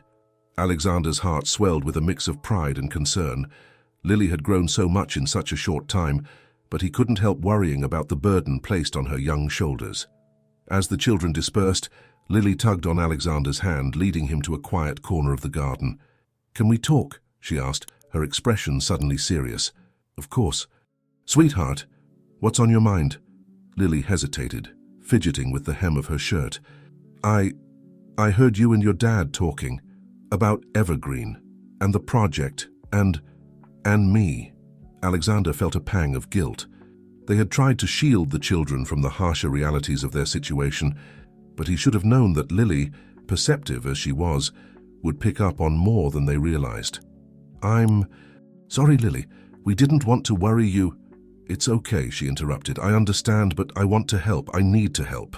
Alexander knelt down to her level, taking both her hands in his. "Lily, you don't have to do anything you're not comfortable with. Your safety, your happiness, that's what's most important." Lily shook her head, a determination beyond her years shining in her eyes. But it's not just about me, is it? It's about all of us. The other kids here, the ones still out there that Evergreen might hurt. I have these abilities for a reason. I want to use them to make things right. Alexander felt a lump form in his throat. In that moment, Lily seemed so much older than her 7 years, carrying a wisdom and resolve that both awed and saddened him. "Okay," he said, softly, "but we do this together. You're not alone in this fight, Lily. Never forget that." Lily nodded, a small smile playing at her lips. "I know. We're family now, right?" "Right," Alexander agreed, pulling her into a tight hug. "Family." As they embraced, neither noticed the figure watching them from the shadows. Diana, her expression a mix of concern and calculation. Later that evening, Alexander found himself in a heated discussion with his father and Diana in the command center. "We can't just sit here hiding forever," Alexander argued. "Evergreen is still out there, still hurting people. We need to take action." Jonathan sighed, running a hand through his graying hair. "It's not that simple, son. We're dealing with a multinational corporation with ties to governments around the world. One wrong move and we could lose everything. Not to mention putting the children at risk," Diana added. "They're not weapons, Alexander. They're kids who deserve a chance at a normal life." Alexander paced the room, frustration evident in every line of his body. "I know that, but what kind of life will they have if we don't stop Evergreen? Always looking over their shoulders, never able to truly be themselves?" The room fell silent, the weight of the decision hanging heavily in the air. It was Diana who finally broke the tension. "There might be a way," she said slowly. "A way to strike at Evergreen without directly endangering the children." Both foster men turned to her, interest piqued. "I've been working on something," Diana continued. "A way to expose Evergreen's misdeeds to the world, but it's risky and we'd need help from the outside." As Diana laid out her plan, Alexander felt a mix of hope and trepidation. It was dangerous, potentially deadly if things went wrong, but it was also their best chance at bringing Evergreen down and securing a future for Lily and the other children. "I'll do it," he said firmly. "Whatever it takes." Jonathan looked at his son, a complex mix of emotions playing across his face. "You understand what you're signing up for. This isn't just about money or power anymore, Alexander. This is a war." Alexander nodded, his resolve unwavering. "I know, but it's a war worth fighting." As the adults continued to discuss strategy, none of them noticed the small figure listening from the hallway. Lily absorbed every word, her young mind processing the gravity of the situation. She slipped away quietly, making her way back to the dormitory she shared with the other children. As she climbed into bed, Lily made a silent vow. Whatever came next, whatever challenges they faced, she would be ready. For Alexander, for her new family, and for all the children like her who deserved a chance at a real life. The battle against Evergreen was about to enter a new phase, and Lily was determined to play her part. As she drifted off to sleep, her dreams were filled with visions of the future, a future where she and the other Firefly children could live openly, using their gifts to make the world a better place. Little did she know that the greatest challenges and the most profound revelations were yet to come. The cool night air whispered through the trees surrounding Haven, carrying with it the promise of autumn. Alexander stood on the balcony overlooking the compound, his mind racing with the details of the plan they had spent weeks perfecting. Tomorrow they would make their first move against Evergreen Industries. A soft footfall behind him broke his reverie. He turned to see Lily, her small form silhouetted in the doorway. "Couldn't sleep?" he asked gently. Lily shook her head, padding over to join him at the railing. "I keep thinking about tomorrow," she admitted. "I'm scared, Alexander." Alexander knelt down, bringing himself to her eye level. "It's okay to be scared, Lily. I'm scared too, but remember, you're safe here. Nothing's going to happen to you." Lily's eyes, wise beyond her years, met his. "I'm not scared for me," she said softly. "I'm scared for you. What if something goes wrong? What if Evergreen catches you?" Alexander felt a lump form in his throat. The depth of Lily's concern for him never failed to touch his heart. "Hey," he said, gently squeezing her shoulders. "I've got the best team looking out for me. Your job is to stay here and keep practicing with your abilities. Can you do that for me?" Lily nodded, though her expression remained troubled. Suddenly, her eyes began to glow with that now familiar ethereal light. "I want to show you something," she said, her voice taking on that resonant quality it held when she used her powers. She held out her small hand, and Alexander took it without hesitation. Immediately, he felt a warmth spread through him, accompanied by a cascade of images and sensations. He saw himself through Lily's eyes, strong, brave, a protector. He felt her trust, her affection, and a fierce determination to keep him safe. But underlying it all was a deep-seated fear, not just for Alexander, but for all the children of Project Firefly. As the connection faded, Alexander found himself blinking back tears. "Lily," he breathed. "That was incredible." Lily smiled shyly. "Miss Diana's been teaching us how to share our feelings, our memories. She says it's important for people to understand us." Alexander nodded, still reeling from the intensity of the experience. "It certainly is. Thank you for sharing that with me, Lily." They stood in comfortable silence for a while, watching the stars twinkle above. Finally, Lily spoke again, her voice small but determined. "I want to help," she said, "with the mission. I know I'm just a kid, but I can do things. Important things." Alexander felt a mix of pride and concern wash over him. "I know you can, sweetheart. But this part of the planet, it's too dangerous. The best way you can help is by staying safe and continuing your training." Lily looked like she wanted to argue, but instead she simply nodded. "Okay, but promise me you'll be careful." "I promise," Alexander said, pulling her into a tight hug. "Now how about we get you back to bed? Big day tomorrow." As he tucked Lily in, surrounded by the soft breathing of the other children in the dormitory, Alexander couldn't shake the feeling that something monumental was on the horizon. For better or worse, their lives were about to change dramatically. The next morning dawned crisp and clear. The compound was a flurry of activity as final preparations were made. Alexander found himself in the command center, surrounded by screens displaying various data streams and surveillance feeds. His father, Jonathan, approached, clapping a hand on his shoulder. "Ready for this, son?" Alexander nodded, feeling a mix of nervous energy and determination. "As ready as I'll ever be. Let's bring these bastards down." As the team began to move out, Alexander felt a tug on his sleeve. He turned to find Lily standing there, her expression solemn. "I made this for you," she said, holding out a small, intricately woven bracelet. "For protection." Alexander's throat tightened with emotion as he slipped the bracelet on. "Thank you, Lily. I'll wear it always." With one last hug, he joined the rest of the team. As they boarded the helicopter that would take them to their destination, Alexander caught sight of Lily watching from a window, her small hand pressed against the glass. The mission was complex, a coordinated strike against multiple evergreen facilities aimed at gathering crucial evidence of their illegal activities. Alexander's role was to infiltrate a high-security data center using his family name and business connections as cover.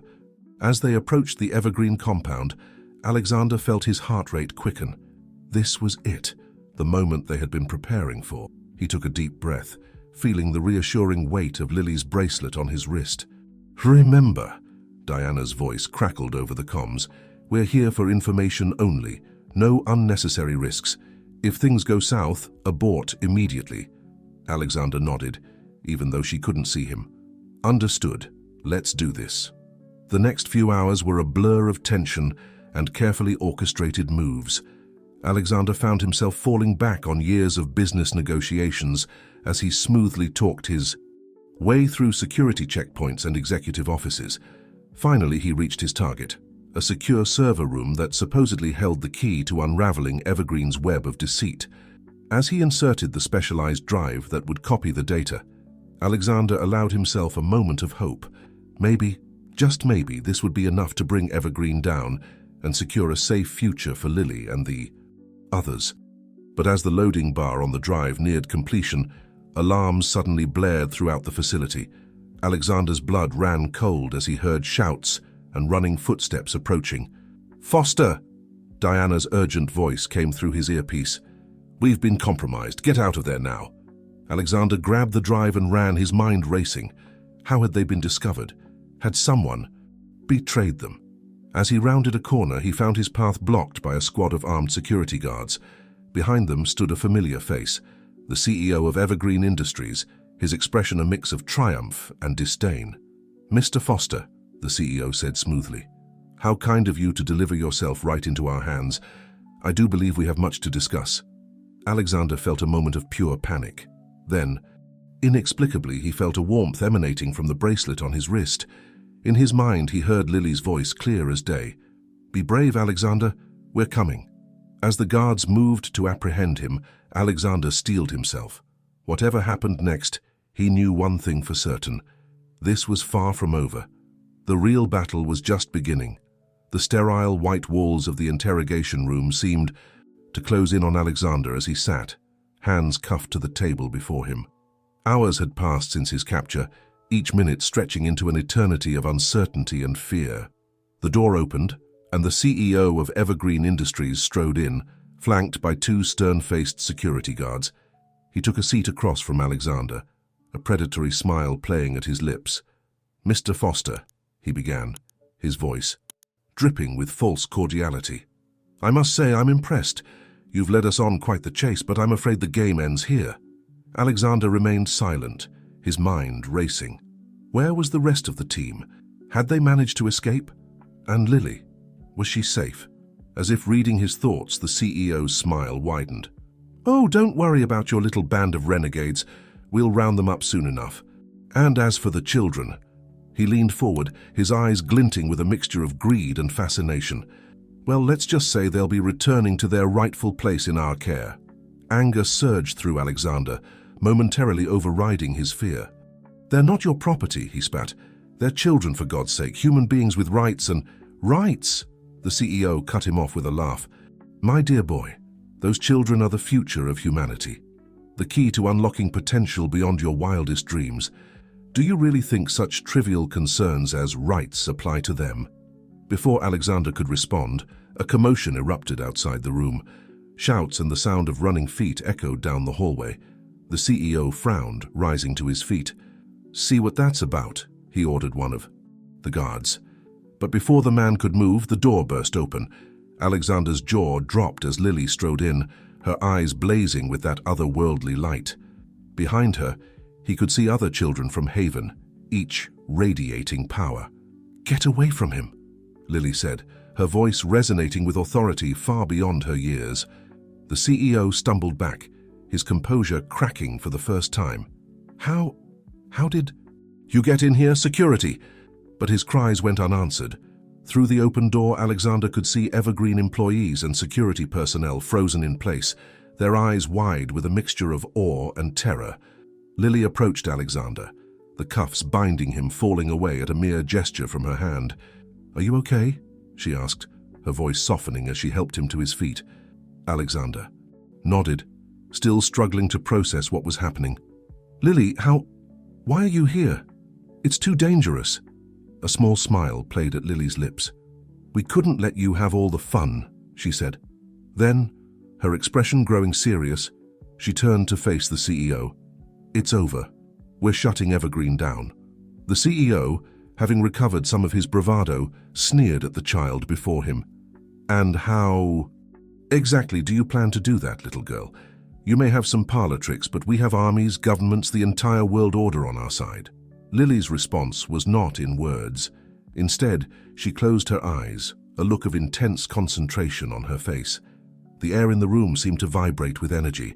Suddenly, every screen in the facility, computers, phones, even the digital watches on people's wrists, came to life. Images began to flash across the screens, documents detailing Evergreen's illegal experiments, surveillance footage of children being subjected to painful procedures, financial records showing massive bribes to government officials. It was a devastating deluge of evidence, broadcast not just within the facility, but to every corner of the globe. The CEO's face drained of color as he watched his empire crumble in real time. "No," he whispered. "No, this isn't possible." "Oh, but it is," came a new voice. Alexander turned to see his father, Jonathan, striding into the room, accompanied by Diana and a team of what looked like government agents. "It's over, Richard. Evergreen is finished." As the agents moved to apprehend the CEO and his stunned guards, Alexander knelt down beside Lily. "Are you okay?" he asked softly, noticing the fatigue in her eyes. Lily nodded, leaning against him. "I'm tired, but I'm okay. We all are. The other kids, they helped me connect to the network, to find all the hidden files." Alexander pulled her into a tight hug, marveling at her strength and courage. "You were incredible, Lily, but please don't ever scare me." "Like that again," Lily giggled softly. "No promises," she murmured. As the chaos of arrests and confiscations swirled around them, Alexander found himself in a quiet moment with his father. "I'm sorry," Jonathan said, his voice heavy with regret. "I never wanted you to be caught up in all this. I thought by disappearing I could protect you." Alexander shook his head. "I understand, Dad. I really do, but we're stronger together. All of us." He glanced at Lily, who was now chatting animatedly with the other children from Haven. "We're family." Jonathan nodded, a small smile playing at his lips. "Yes, we are. And speaking of family," he trailed off, his gaze fixed on something behind Alexander. Alexander turned to see a woman he didn't recognize standing in the doorway. She was staring at Lily, tears streaming down her face. "Sarah," Jonathan called softly. The woman, Sarah, startled, her eyes darting to Jonathan and then to Alexander. I came as soon as I got your message," she said, her voice trembling. "Is it really her? Is she really—" Understanding dawned on Alexander. "You're Lily's aunt," he breathed. "But we thought you were—" "Gone," Sarah finished.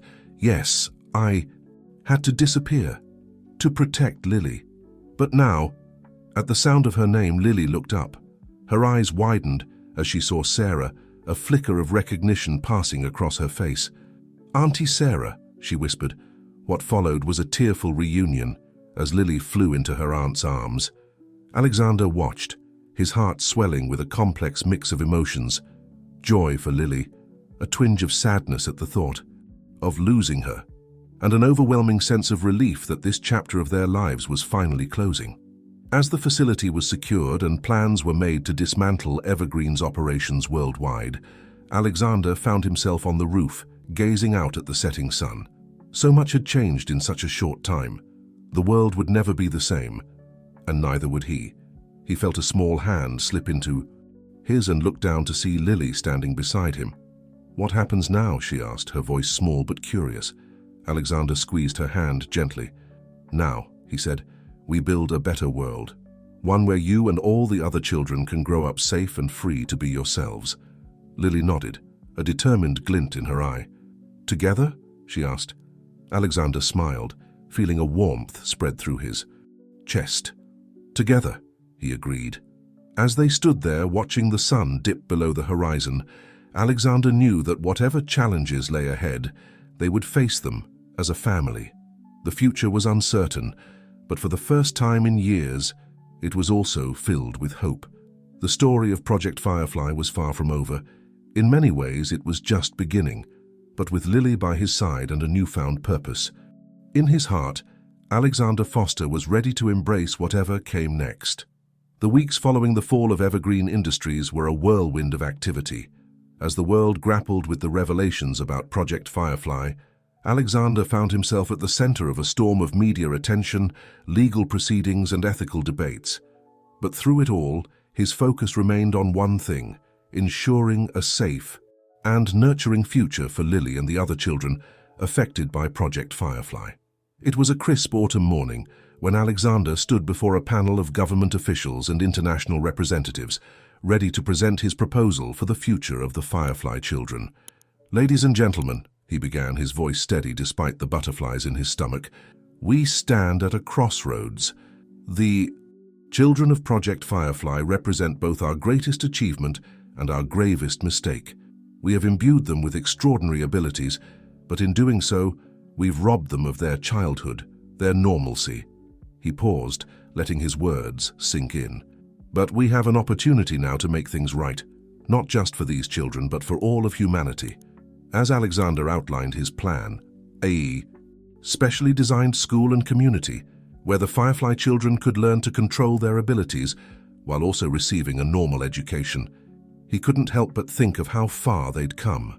His mind wandered to a conversation he'd had with Lily just days earlier. They had been sitting in the garden at Haven, watching as some of the younger children played a game that involved moving small objects with their minds. "Do you think we'll ever be normal?" Lily had asked, her voice small and uncertain. Alexander had pulled her close, planting a kiss on the top of her head. "Normal is overrated," he'd said. "You're extraordinary, Lily. All of you are, and that's something to be celebrated, not hidden away." Lily had looked up at him, her eyes shining. "But what if people are scared? Of us? What if they hate us? Then we'll show them there's nothing to be afraid of," Alexander had replied firmly. "We'll show them all the good you can do with your abilities."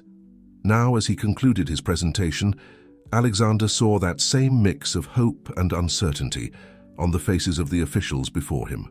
"Mr. Foster," one of them spoke up, "your proposal is intriguing, but surely you understand the concerns. These children with their abilities, they could be seen as a threat." Alexander nodded, having anticipated this response. "I understand your concerns, but I ask you to consider this. Every major advancement in human history has been met with fear and resistance. These children are not a threat. They're our future, and with proper guidance and support, they can help. Thus build a better world for everyone." As the debate continued, Alexander felt a familiar warmth emanating from the bracelet on his wrist, the one Lily had given him for protection. He smiled, drawing strength from the connection it represented. Hours later, as Alexander left the government building, he found a small crowd waiting for him. Among them were familiar faces: Jonathan, Diana, Michael, and at the front, Lily and her Aunt Sarah. "Well?" Lily asked, practically bouncing with anticipation. "What did they say?" Alexander knelt down to her level, a broad smile spreading across his face. "They said, 'Yes, sweetheart. We're going to build your school.'" The cheer that went up from the group was deafening. Lily threw her arms around Alexander's neck, hugging him tightly. "Thank you," she whispered, "for everything." As the excitement died down, Sarah approached Alexander, her expression a mix of gratitude and hesitation. "Alexander, I can't thank you enough for all you've done for Lily," she said, "but I hope you understand. Now that it's safe, I want to take her home, to give her the family life she deserves." Alexander felt a pang in his heart, but he nodded. He had known this moment would come. "Of course," he said softly, "Lily deserves that more than anyone." But before he could say more, Lily spoke up, her voice firm. "I want to stay with Alexander," she declared. "He's my family too." Sarah looked surprised, but not upset. She knelt down beside Lily, taking her small hands in hers. "Are you sure, sweetheart? You don't have to decide right now." Lily nodded, her expression serious beyond her years. "I'm sure, but maybe you could stay too. There's plenty of room at the new school, right, Alexander?" Alexander felt a lump form in his throat. "Of course," he managed. "There's room for all of us." As they left the government building, plans already forming for the future ahead, Alexander couldn't help but marvel at how much his life had changed. From a lonely, isolated millionaire to the guardian and advocate for a group of extraordinary children, it was a transformation he never could have imagined. But looking at Lily, her hand firmly grasped in his, he knew he wouldn't have it any other way. Whatever challenges lay ahead, they would face them together, as a family. The sun was setting as they drove back to Haven, casting a golden glow over the landscape. As Lily dozed off in the back seat, her head resting on Sarah's shoulder, Alexander caught his father's eye in the rearview mirror. Jonathan smiled, a look of pride and contentment on his face. "You've done good, son," he said softly. "Your mother would be proud." Alexander felt a warmth spread through his chest. For the first time in years, the mention of his mother didn't bring pain, only a bittersweet fondness. "Thanks, Dad," he replied. I think she'd be proud of all of us." As they drove into the sunset, towards a future full of both promise and uncertainty, Alexander knew one thing for certain: the real adventure was just beginning. Spring had come to the Firefly Academy, bringing with it a riot of color and new life. The sprawling campus, nestled in a secluded valley, was a far cry from the sterile labs and high-security compounds that had once defined the lives of its students. Alexander stood on the balcony of his office, watching as children of various ages moved between classes. Some walked, while others preferred more unconventional methods, floating a few inches off the ground or, in one memorable case, transforming into a flock of butterflies. A soft knock at the door drew his attention. "Come in," he called, turning to see Lily enter, her arms full of colorful drawings. "Alexander," she exclaimed, her face lighting up. "Look what we made in art class today." As Lily spread the drawings across his desk, Alexander marveled at how much she had grown in the past year, no longer the scared, withdrawn child he had found in the rain. Lily had blossomed into a confident, vibrant young girl. "These are beautiful, Lily," he said, examining a particularly striking image of what appeared to be a futuristic cityscape. "Is this what you see when you dream?" Lily nodded enthusiastically. "Miss Chen says our dreams can be a window to possible futures, so we're learning to draw them, to help us understand and maybe even shape what's coming." Alexander felt a mix of pride and awe wash over him.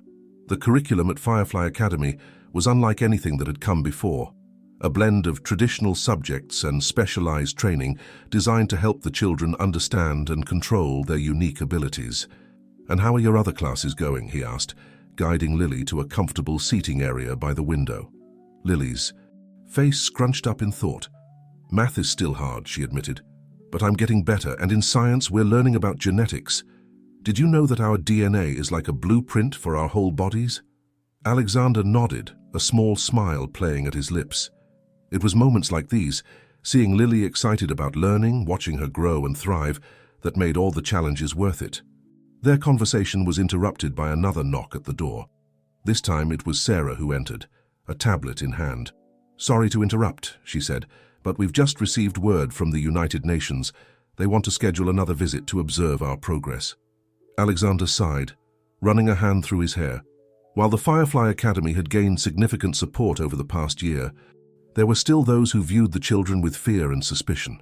"All right," he said, "set it up, but make sure they understand our conditions. The children's safety and privacy come first." Sarah nodded, making a note on her tablet. As she turned to leave, Lily called out to her, "Auntie Sarah, will you come to the Spring Festival next week? I'm going to be in the talent show." Sarah's face softened, a warm smile spreading across her features. "I wouldn't miss it for the world, sweetheart." As Sarah left, Alexander turned back to Lily. "A talent show, huh? What are you planning to do?" Lily's eyes sparkled with excitement. "It's a surprise, but I think you're really going to like it." The week flew by in a flurry of preparations. The entire academy was abuzz with excitement for the Spring Festival, a celebration not just of the season, but of how far they had all come. On the day of the festival, the grounds were transformed. Colorful banners fluttered in the breeze, and the air was filled with the sounds of laughter and music.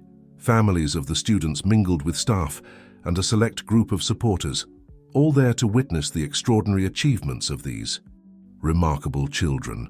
As Alexander made his rounds, greeting guests and checking on last-minute preparations, he couldn't help but feel a sense of pride and accomplishment. This was what they had been working towards, a place where these children could be themselves, where their gifts were celebrated rather than feared. Finally, it was time for the talent show.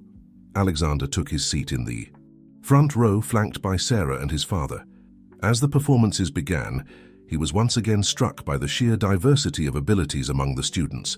There were displays of telekinesis that would put stage magicians to shame, mind-bending illusions that blurred the line between reality and fantasy, and even a hauntingly beautiful song performed by a girl who could manipulate sound waves with her mind. But it was Lily's performance that truly took his breath away. As she stepped onto the stage, a hush fell over the audience. Lily closed her eyes, took a deep breath, and then she began to glow. Soft tendrils of light emanated from her body, coalescing into shapes and figures that danced around her. It was like watching a painting come to life. The light figures told a story. Their story. Alexander saw himself, rendered in glowing lines, discovering Lily in the rain. He saw their escape from Evergreen, the founding of the academy, and finally, a vision of the future, a world where humans with extraordinary abilities worked alongside those without, building a brighter tomorrow for all. As the performance ended, there wasn't a dry eye in the house. The applause was Thunderous, with many in the audience rising to their feet in a standing ovation, Lily ran off the stage and straight into Alexander's arms. "Did you like it?" she asked, her eyes shining with a mix of excitement and nervous energy. Alexander hugged her tightly, feeling a lump form in his throat. "It was perfect, Lily," he managed. "Absolutely perfect." As the festival continued around them, Alexander found a quiet moment to slip away. He made his way to a small hilltop overlooking the academy grounds. The sun was beginning to set, casting a warm glow over the scene below. He felt, rather than heard, someone approach. Turning, he saw his father join him on the hilltop. "Quite a view," Jonathan remarked, his eyes taking in the bustling festival below. Alexander nodded. "Did you ever imagine it would turn out like this?" he asked. "When you first started Project Firefly, I mean." Jonathan was quiet for a moment, his expression thoughtful. "No," he admitted finally. "I had hopes, dreams, but this is beyond anything I could have imagined." He turned to Alexander, placing a hand on his shoulder. "And it's all thanks to you, son." Alexander shook his head. "Not just me. All of us, the children, the staff, everyone who believed in what we're doing here." As they stood there watching the sun sink lower in the sky, Alexander felt a sense of peace wash over him. The road had been long and fraught with challenges, but standing here, seeing the fruits of their labor, he knew it had all been worth it. The future was still uncertain. There would be more challenges to face, more battles to fight. But looking down at the thriving community they had built, at the children laughing and playing, using their gifts freely and joyfully, Alexander knew they were ready for whatever came next. As the first stars began to twinkle in the darkening sky, Alexander made a silent vow. He would continue to protect these children, to nurture their gifts, and to fight for a world that accepted and celebrated them, not just for Lily or for the other Firefly children, but for all the extraordinary individuals yet to come. The legacy of Project Firefly was no longer one of secrecy and fear. Instead, it had become a beacon of hope, a promise of a brighter future for all of humanity. And Alexander Foster, once a lonely millionaire, now stood at the heart of it all, a guardian, a teacher, and above all a father to a very special little girl who had changed his life in ways he never could have imagined. As he turned to head back to the festival, Alexander felt a small hand slip into his. Lily smiled up at him, her eyes reflecting the starlight above. Together they walked back towards the lights and laughter, ready to embrace whatever the future might hold. 5 years had passed since the founding of Firefly Academy, and the world was a very different place. The existence of individuals with extraordinary abilities was no longer a secret, and society was still grappling with the implications. Alexander Foster stood before a packed auditorium at the United Nations headquarters in New York. The eyes of the world were upon him as he prepared to address the Global Summit on Enhanced Human Rights. "Distinguished delegates, honored guests," he began, his voice steady despite the gravity of the moment. "We stand at a crossroads in human history. The children of Project Firefly, and others like them who have since come forward, represent not just a scientific breakthrough, but a challenge to our very understanding of what it means to be human." As he spoke, Alexander's mind wandered to the journey that had brought him here. He thought of Lily, now a vibrant 12-year-old, who had become a symbol of hope and progress for many. He thought of the other Firefly children, each carving their own path in a world that was still learning to understand them. These individuals, he continued, possess abilities that many would consider miraculous. But they are not gods, nor are they weapons to be feared and controlled.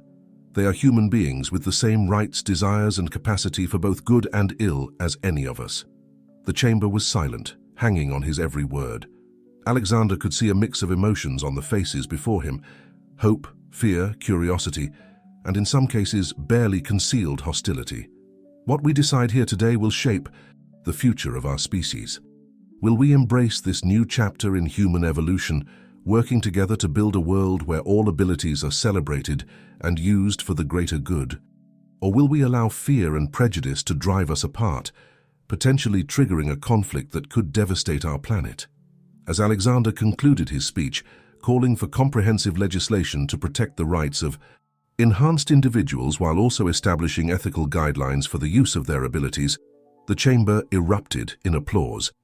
But he knew that applause didn't necessarily mean agreement. The real work was just beginning. Hours later, as Alexander left the UN building, he found a familiar face waiting for him. Lily, accompanied by Sarah and Michael, was bouncing on her toes with excitement. "How did it go?" she asked eagerly. "Did they listen?" Alexander smiled, pulling her into a hug. "They listened, sweetheart, but there's still a long way to go." As they walked to the car, Alexander noticed Lily's furrowed brow. "What's on your mind?" he asked gently. Lily was quiet for a moment before responding. "I was just thinking about the future, about what's going to happen to all of us." Alexander felt a familiar pang in his heart.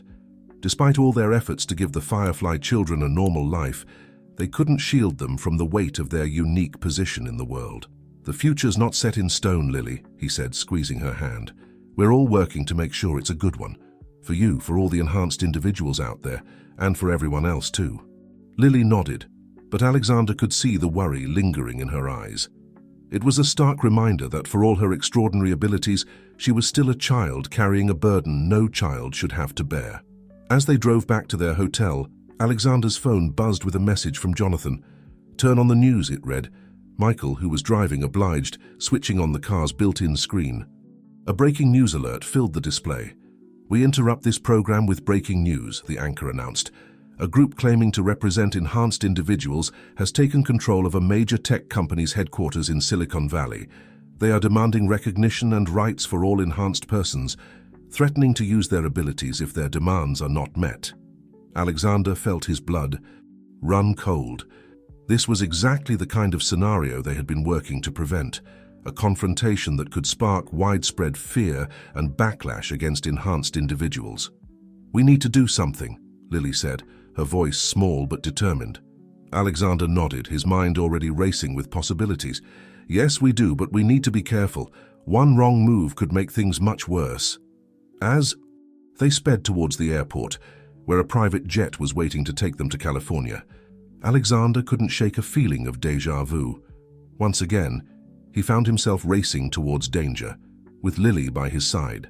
But this time, the stakes were even higher. The future they had worked so hard to build was hanging in the balance, and as the New York skyline faded behind them, Alexander knew that the real test of everything they had accomplished was just beginning. The winds of change were blowing, and the storm that had been brewing on the horizon was finally breaking. Whatever happened next would shape the course of human history. And once again, Alexander Foster and Lily found themselves at the heart of it all.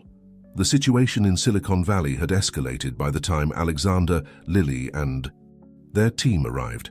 Police had cordoned off a 10-block radius around the tech company's headquarters, and news helicopters circled overhead, broadcasting tense standoff to the world. As they approached the command center that had been set up nearby, Alexander felt Lily tense beside him. He looked down to see her eyes glowing faintly, a sign that she was using her abilities. "What do you sense?" he asked softly. Lily's brow furrowed in concentration. "Fear," she replied. "So much fear, from both sides, but also hope. They want to be heard, Alexander. They're scared and angry, but they don't really want to hurt anyone." Alexander nodded, feeling a mixture of pride and concern. Lily's empathic abilities had grown stronger over the years, allowing her to sense emotions and even glimpse surface thoughts, but he worried about the toll it took on her. "Remember what we practiced," he said gently. "Don't let their emotions overwhelm you. Stay centered." Lily nodded, taking a deep breath. As they entered the command center, all eyes turned to them. Alexander recognized the mix of hope and wariness in the faces of the officials present.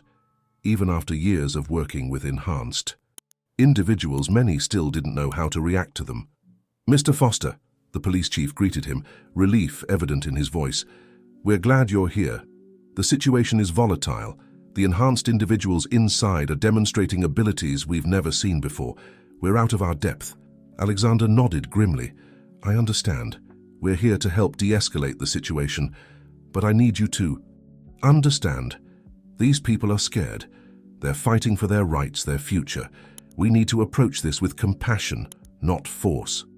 As Alexander was briefed on the situation, Lily wandered to the edge of the command center, her eyes fixed on the building in the distance. Sarah followed her, concern etched on her face. "Lily, what is it?" she asked. "I know them," Lily said softly. "Or, I know of them, they're like us, products of experiments like Project Firefly, but they didn't have a place like the Academy. They've been alone, scared, hiding who they are." Sarah wrapped an arm around Lily's shoulders. "It's not your fault, sweetheart. We can't save everyone." Lily shook her head, determination blazing in her eyes. "But we can try." Before Sarah could respond, Lily had broken away, marching purposefully towards Alexander and the officials. "I want to go in," she announced, her voice ringing with authority that belied her young age. The room fell silent. Alexander knelt down to Lily's level, searching her face. "Lily, it's too dangerous. We don't know what kind of abilities these individuals have, or how unstable they might be." "But I do," Lily insisted. "I can sense them, Alexander. They're like us, they're family, and family helps family." Alexander felt a surge of pride mixed with fear. This was the Lily he had watched grow and bloom over the years, compassionate, brave, and fiercely protective of others like her.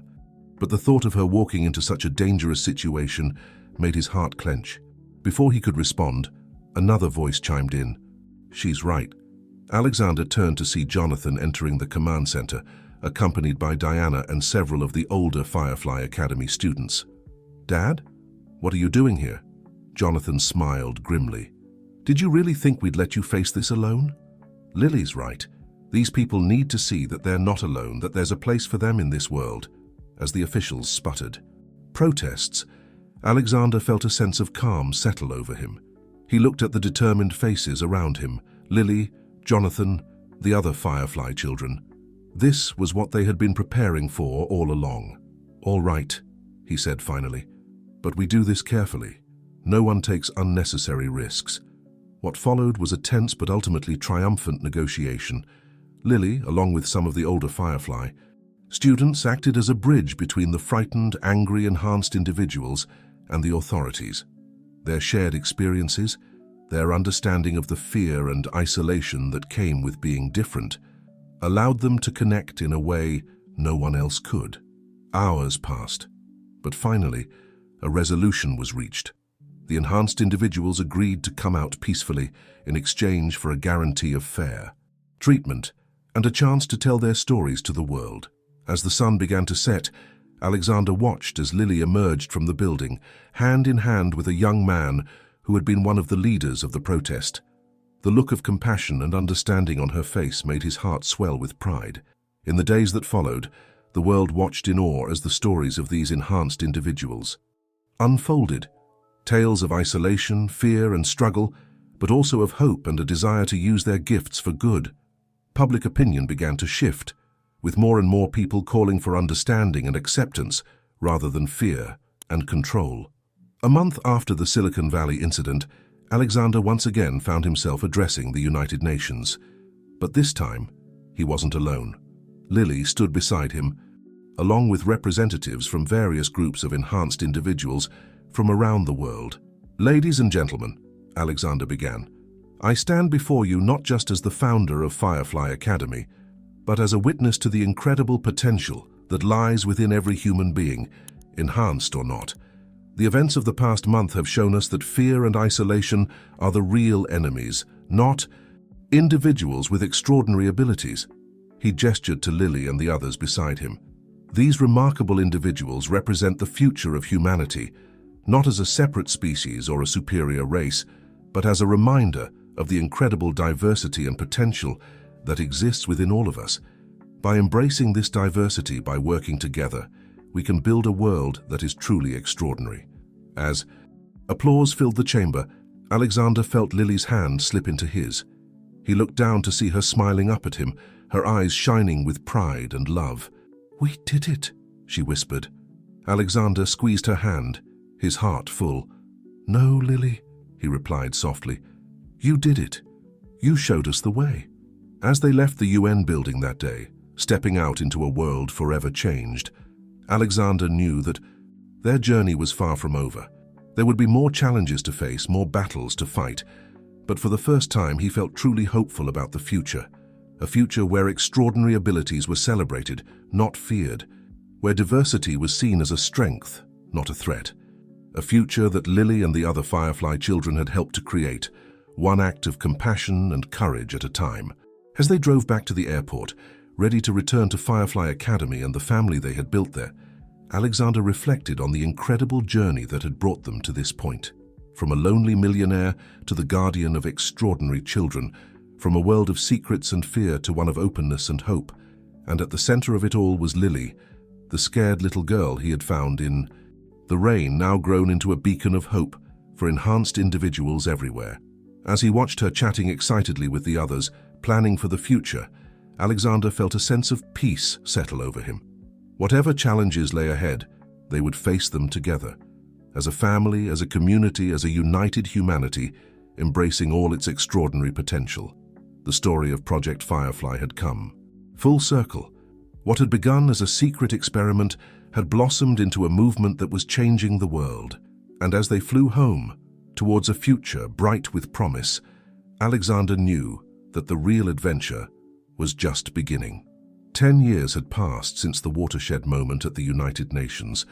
The world had changed in ways that few could have predicted, adapting to the reality of enhanced individuals living openly among the general population. Firefly Academy had grown from a single secretive campus to a network of schools around the globe, each dedicated to nurturing young, enhanced individuals and helping them integrate into society. Alexander Foster, now in his early 50s, stood at the window of his office at the original Firefly Academy campus, watching students mill about between classes. His hair had begun to gray at the temples, and lines of experience etched his face, but his eyes still held the same determination and compassion that had driven him for the past 2 decades. A knock at the door drew his attention. "Come in," he called, turning to see Lily enter. At 22, she had grown into a beautiful and confident young woman, her extraordinary abilities matched only by her compassion and leadership skills. "Hey, Dad," she said with a warm smile. The word still sent a thrill through Alexander's heart, even years after Lily had first called him that. "Are you ready for the big day?" Alexander nodded, feeling a mix of pride and nostalgia. Today marked the 10th anniversary of the Global Enhanced Rights Act, a piece of legislation that had fundamentally changed the way the world viewed and treated enhanced individuals. And Lily, as one of the most prominent enhanced advocates, was set to give the keynote speech at the celebration in Washington, D.C. "I can't believe it's been 10 years already," Alexander mused, straightening his tie. "Sometimes it feels like just yesterday we were fighting for basic recognition." Lily's expression softened, understanding in her eyes. "We've come so far," she agreed, "but there's still so much work to do." As they made their way to the waiting helicopter, Alexander couldn't help but reflect on the journey that had brought them here.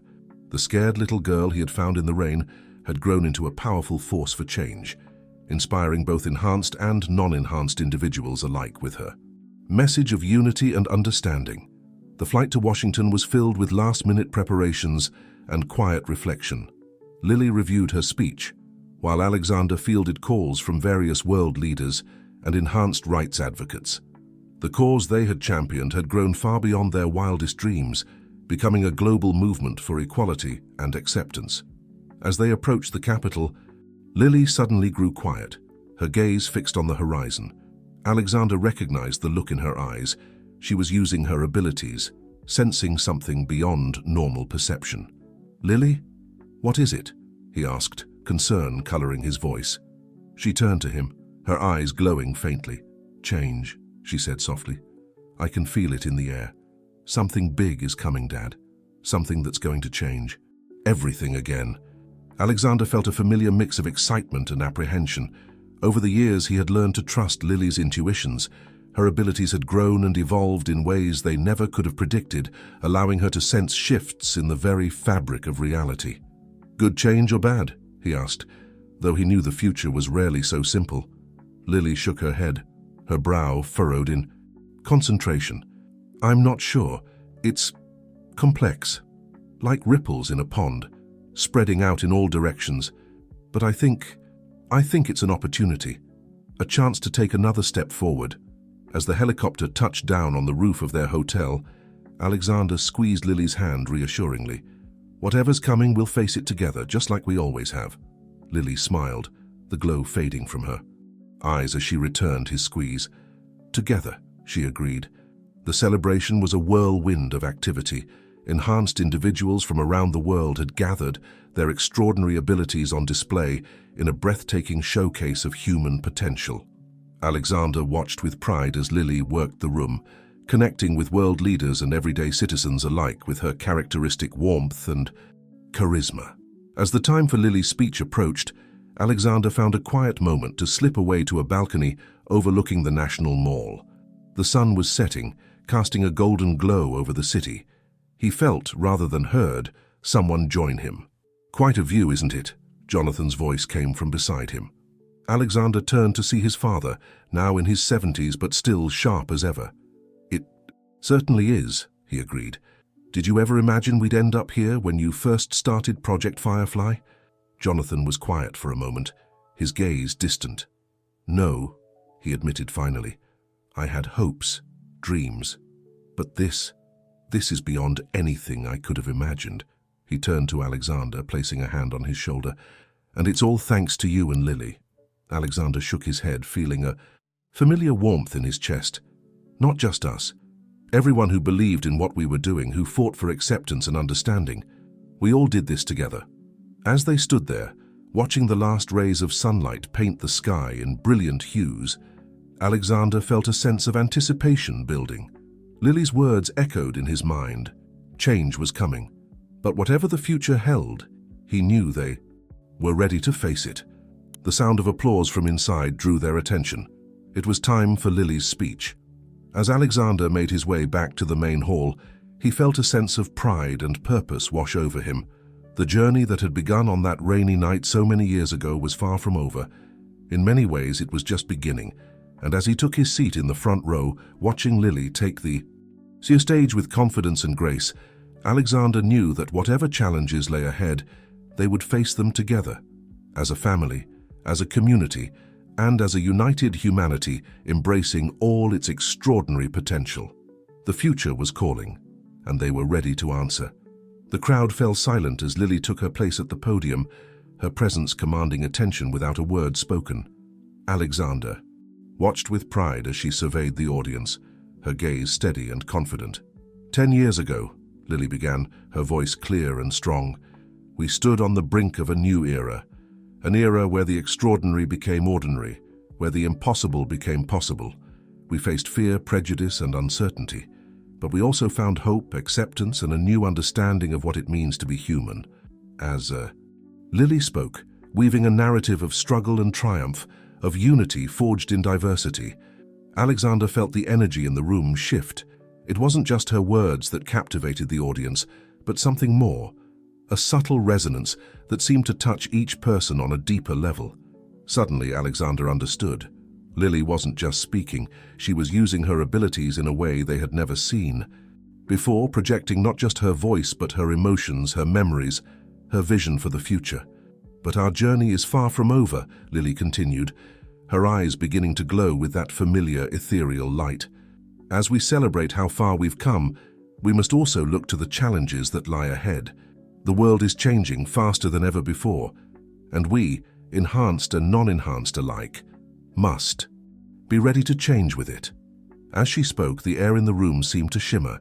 Alexander gasped as he saw ghostly images begin to form around Lily, visions of the future, he realized, a city powered by the telekinetic abilities of its enhanced citizens, healers using their gifts to cure diseases once thought incurable, enhanced individuals working alongside AIs, and advanced robots pushing the boundaries of what was possible. "The future I see," Lily said, her voice resonating with power, "is one where our gifts are not what define us, but simply a part of who we are. A future where the lines between enhanced and non-enhanced blur, where we recognize the extraordinary potential within every human being." The visions shifted, showing scenes of cooperation and unity. Enhanced individuals working side by side with their non-enhanced counterparts, using their unique abilities to solve global challenges like climate change, poverty, and disease. "But this future is not guaranteed," Lily cautioned. the images fading.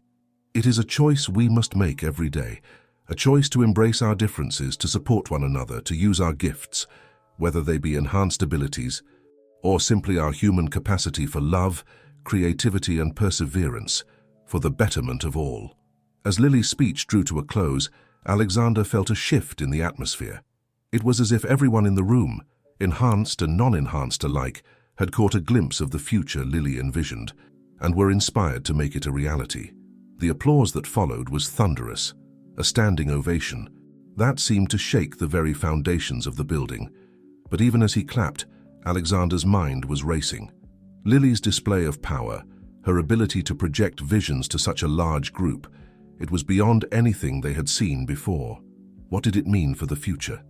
As the celebration continued around them, Alexander made his way to Lily's side. She looked tired, but exhilarated, her eyes still glowing faintly. "That was incredible," he said, pulling her into a hug. "But Lily, what you did, how?" Lily smiled, a mix of excitement and uncertainty in her expression. "I'm not entirely sure," she admitted. "It was like I could feel the potential futures, all the possibilities, and I just knew I had to share them, to show everyone what we could achieve if we worked together." Before Alexander could respond, they were approached by a group of world leaders and enhanced rights advocates, all eager to speak with Lily. As she engaged with them, Alexander felt a tap on his shoulder. He turned to find Diana, her expression serious. "We need to talk," she said quietly. "Something's happening. Something big." Alexander nodded, following her to a quiet corner of the room. "What is it?" Diana took a deep breath. "We've been detecting anomalies, surges of energy unlike anything we've seen before. And they're not just coming from known enhanced individuals. It's like the whole world is waking up." Alexander felt a chill run down his spine, remembering Lily's words from earlier. Change was coming. "What does it mean?" he asked. Diana shook her head. "We're not sure yet, but I think we're on the cusp of another evolutionary leap. And this time, it's not just a select few, it's everyone." As the implications of Diana's words sank in, Alexander's gaze was drawn back to Lily. She was in deep conversation with a group of young, enhanced individuals, her face animated as she shared her vision for the future. In that moment, Alexander understood. The story of Project Firefly, of Lily and the other enhanced children, had never really been about them. It had been about all of humanity, about unlocking the extraordinary potential that lay dormant within every person. And now it seemed that potential was finally awakening. As the celebration continued around him, Alexander felt a sense of anticipation and hope unlike anything he'd experienced before. The world was changing, evolving in ways they were only beginning to understand. And once again, he and Lily found themselves at the heart of it all. But this time, they weren't alone. The movement they had started had grown beyond them, becoming a global force for change and progress. Whatever challenges the future held, they would face them together, not just as a family or a community, but as a united humanity stepping into a new era of possibility. As the night wore on and plans for the future were made, Alexander couldn't help but smile. The journey that had begun on that rainy night so many years ago had led them here, to the threshold of a new dawn. And as he watched Lily, shining like a beacon of hope and possibility, he knew that the real adventure was just beginning. The world was changing, evolving, awakening to its true potential, and they were ready to lead the way into this brave new future, hand in hand, united in their extraordinary diversity.